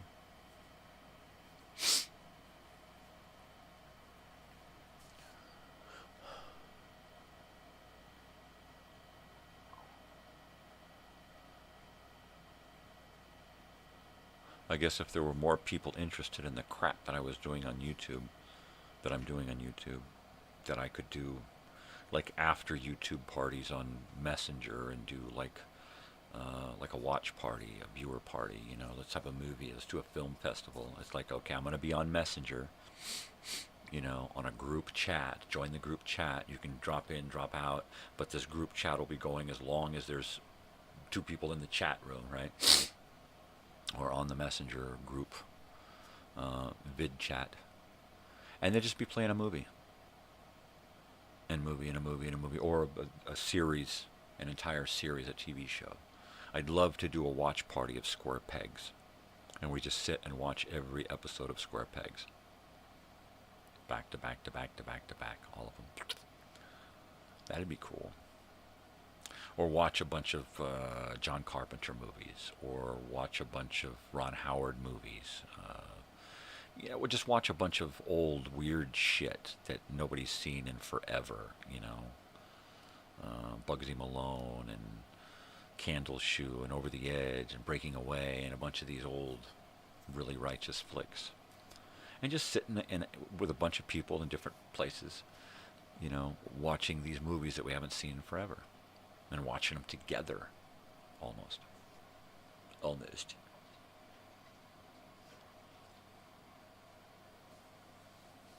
mean, there's so many people that I want to be involved in this reunion who are just completely like, nope, California, not going to talk about it. It's like, well, you don't want to, nope, it's in California, I won't even go there, politics. It's like, dude, wow. That sucks, you know. And I'm like trying my best to calmly, rationally talk people into doing this, you know. And there are some people who just won't even do Facebook, you know. Don't want to deal with the past. That's not me anymore. And it's like, you know, and it just hurts, you know, because these are some of the people that I just want so badly, just to see for one last time, you know. And nope, ain't never gonna happen. Nope. You know, once again, I would have to go out of my way to, you know, go around and visit all of these people individually, you know, rather than have everybody kind of gather in one neutral location that I gotta travel to as well. And we all, you know, meet and reunite and hang out and party and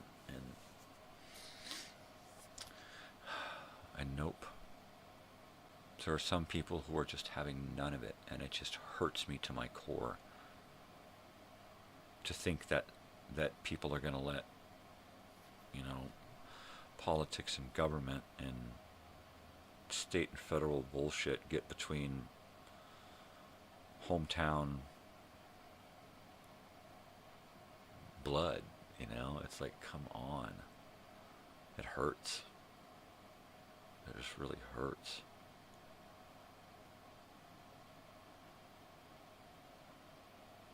So I try not to think about that end of it.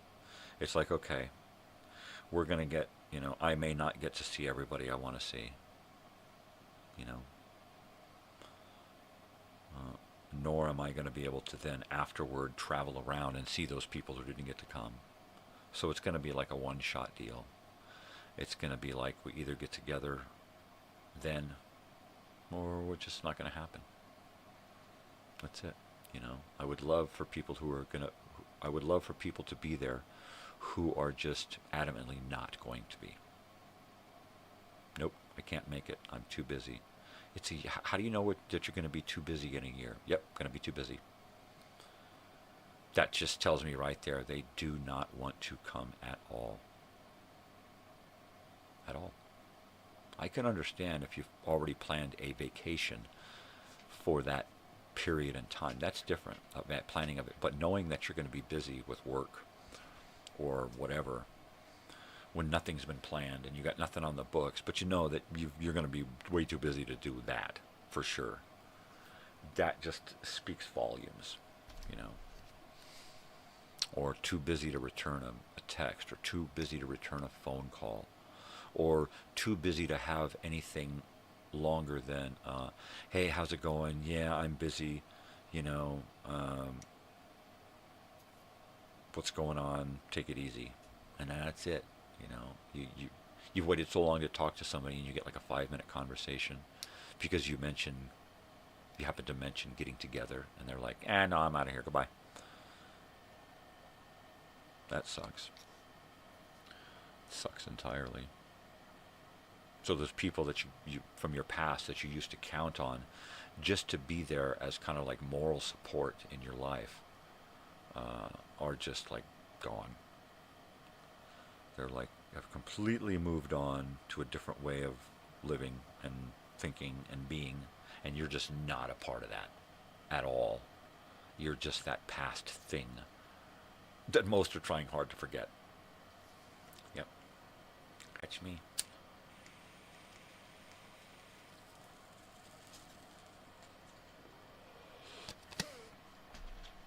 Of course, my daughter is studying psychology right now.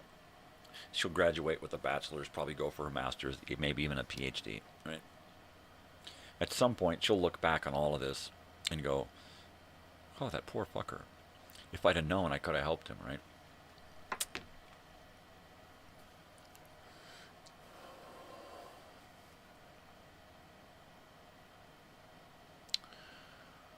If I'd have known.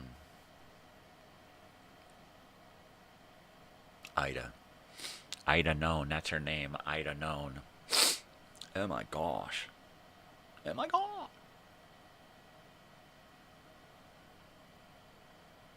Yeah, this place is a fucking disaster. Stacks of papers on the floor down here, notebooks, hole punch, bleeding hole, dots all over the floor, calendars, books, t-shirt stuff. Oh boy, I got a big lump on the back of my head. Where the hell did that come from?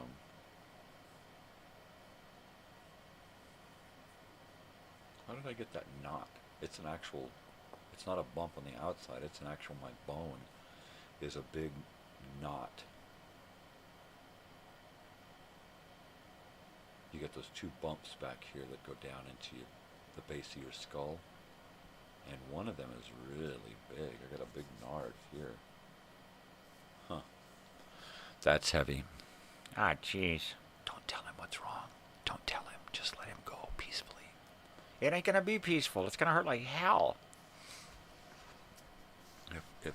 If now is any indication of how much it's gonna hurt, ah, jeez, stop it now. Heating up my coffee now.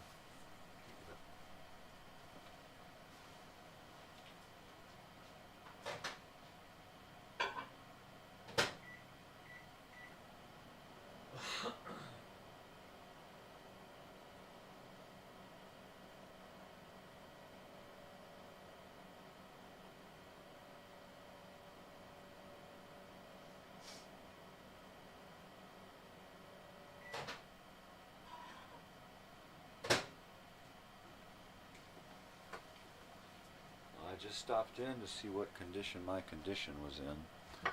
And I found out that my condition sucks. It fucking sucks. Oh my God, who are you to judge? Well, I'm the guy living it, so, oh, okay. I get it. It sucks. They, big dog here, she says, yeah, it sucks, give me some food. I know you're gonna chew on something, give it to me. You smell crumbs, do you? Uh-huh. Uh-huh. Okay. I think what I should probably do today is go out into that shed and start pulling stuff out. Maybe make a trip over to Mountain View tomorrow when we go to clean and drop a few things off in the garage there. A couple of the chairs that belong to Ron there. Give those back to him. And drop off a couple of more chairs that we don't need and a few other items that we could save up for spring's garage sale. Because as much as I hate to part with stuff, there comes a time when you just have to cut loose and clean house and downsize a little bit. So I've collected a bunch of furniture over the last couple of years that I haven't been able to use, but only a couple of pieces at a time because we live in a frickin' hamster cage. So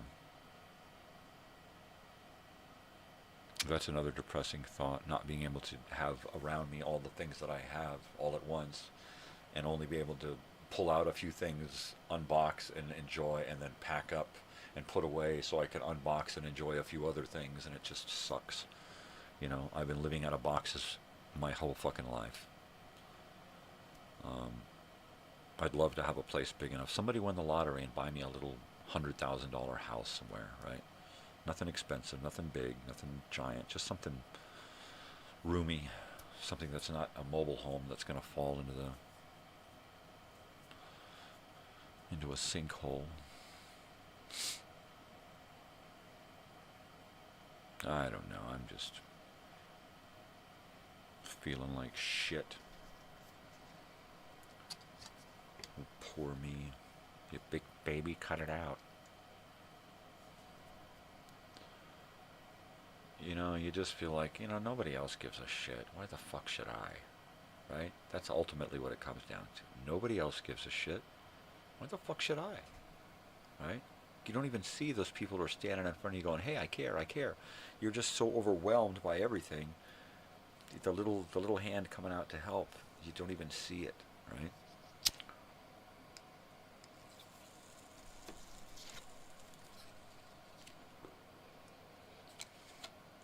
Or the people that are around you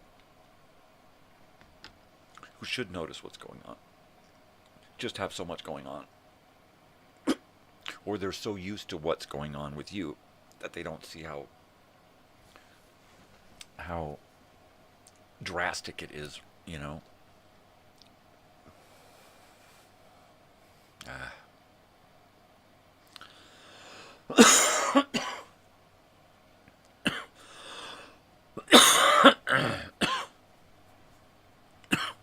So, well, we got a house guest coming in a couple of weeks.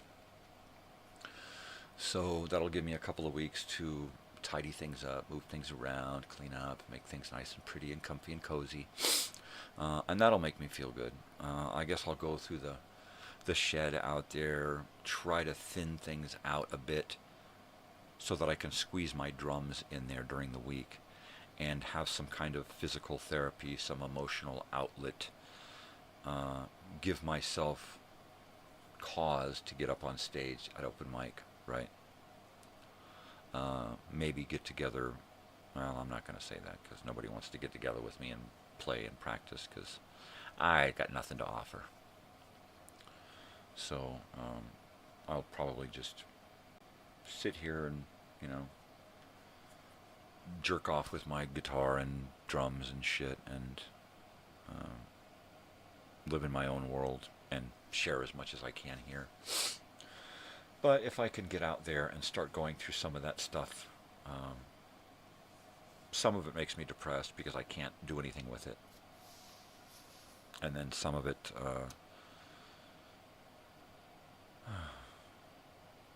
just kind of makes me chase my tail. And then, once again, I mean, I've already talked myself out of it. I'm like, what's the point? You go out there, you do that, you put the drums, and then what? And then you bang the drums, and then what's that going to get you, you know? It ain't going to get people banging on your door by banging on the drums. It's not going to, you know, it's not going to get you a contract being a drummer. It's going to be a little fun for a little while. You might be able to do enough to add something to a song if you're going to write, but if you're not going to be doing any writing or playing, then what's the point for that either? The circle of viciousness.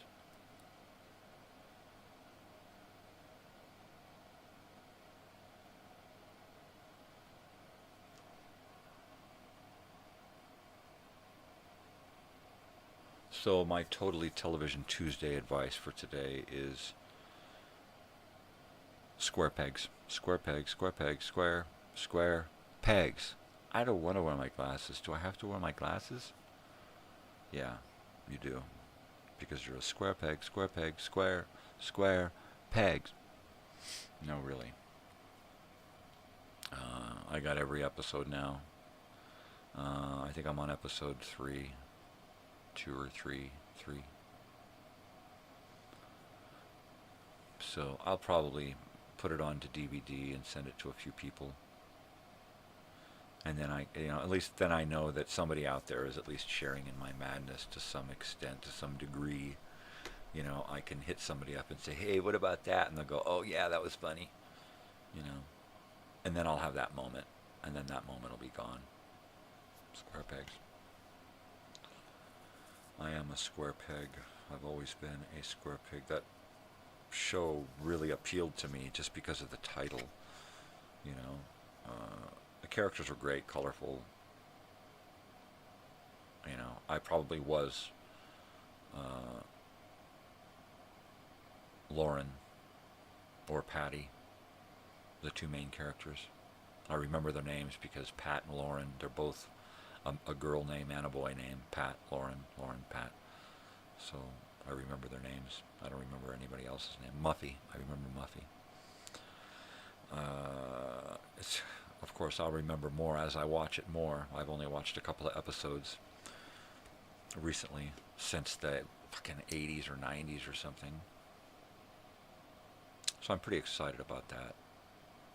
Oh my God, like, no way. Like, are you kidding me? For sure.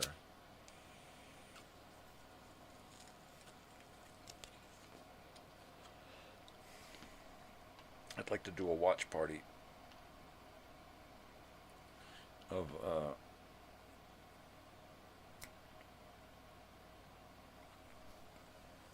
oh, what was that shit I was just thinking of? Shit. See, I thought of something else at the same time and it chased the first thought out of my head. One of them shows or movies or something. One of them movies.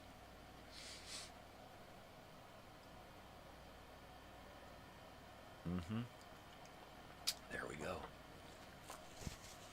I still got coffee here, and the show's just about over.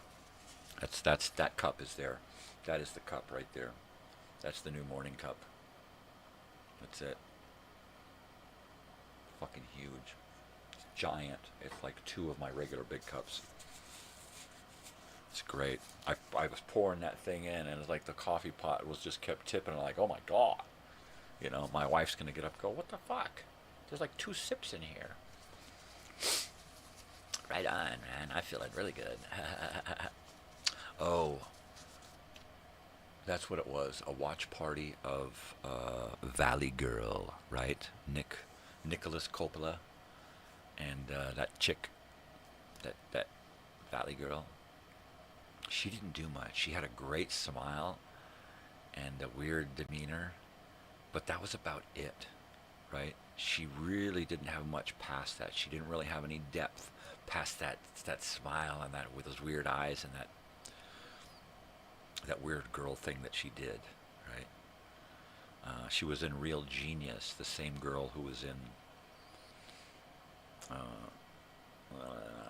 Valley Girl, the Valley Girl, right? So she was in Real Genius as that guy's daughter. The general's daughter. And she was the same character. She was just that big, bright-eyed, big, toothy smile. You know, same girl, same character. Just in a different movie. So I didn't see her around too much. I saw her in a few roles where she was the same. And nowadays, that's what people want. They don't want to see an actor acting and emoting and taking on a different character anymore. They just want to see that person as this guy, and that person as this guy, and then that person as this girl, or whatever. But they just want to see that actor. They don't want to see the character they're trying to portray. So the actors don't even try to portray a character anymore. They just come on and be themselves and do their shtick, like Will Ferrell. Will Ferrell has nothing to offer at all, acting-wise. Yet there he is, doing his Will Ferrell shtick in every single thing that he does. He's the same guy. He does not act. He does not. He just does that same shtick. You know, and then maybe use a voice. But that's it. But it's the same stupid humor, you know. Just tired of the same old thing, you know. I mean, Johnny Depp is a kook, but everybody loves him because he does something different every time he's in a movie. He does, even if he's just normal himself. It's different because he's always something else, right? You know, I'm not a huge fan of Johnny Depp's work, all of it. There's a lot of it that I love, but I don't love all of it, you know. But it's all different, you know. Tom Hanks, not that great an actor, but I love that he takes on different characters and really gets into them. We need more Val Kilmers out there, right? We need more people out there who really throw themselves into a role so deep they become those characters. Jim Carrey, you know, we need more true actors who live the role, right? And not just guys who come on, they walk on, you know, look at me, I'm Colt Seavers. No, you're not. You're not even trying. You're just being you. You're doing that, you know, who is that douchebag that does that new Fall Guy? I didn't want to go there. You know, why? Why is there a new Magnum? Why is there a new Hawaii 5-0? Why is there a new fucking anything? Why don't you get your own original shit and try that? Why? Because they got no imagination. Hollywood has lost its imagination. Never had it. It's always been ripping people off. Hollywood's always been a rip-off scheme. It's independent stuff. That's where the real, true creativity comes from, independent stuff. Hollywood, fucking users, you know. All they're doing is just redoing shit. Taking somebody else's shit and making money off of it, you know. I got a dog I gotta deal with. I'll be right back. I think she wants to go out.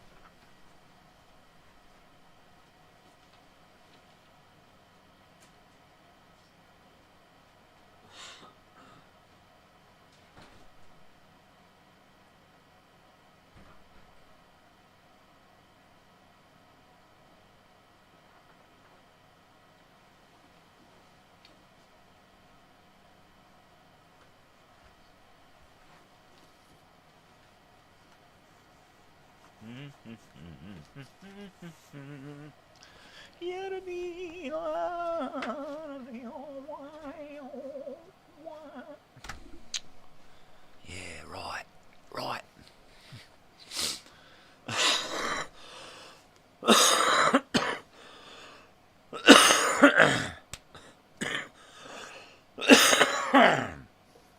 Oh, we know what that's called. Oh, LC.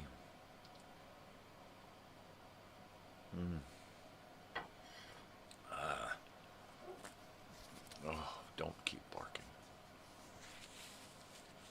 You just went out, stay out. But stay quiet. Bloody hell. Well, crap. All right, what am I going to do to shake off this depression this morning so that I can move about my day without just wanting to crawl back into bed? That's the thing, right? So I guess I'm going to spend the morning figuring this out. And I guess it's as good a time as any to take my leave this morning and try to do something along those lines. Anyway, I guess this is where we part. And I say, adios, I'm gonna go do something. I suggest you go do something too. Do something for yourself. You know, that's always nice. It's always nice to do something for yourself. Try to do something for somebody else too. That's always nice. And then that way, you know, you're kind of making a connection there.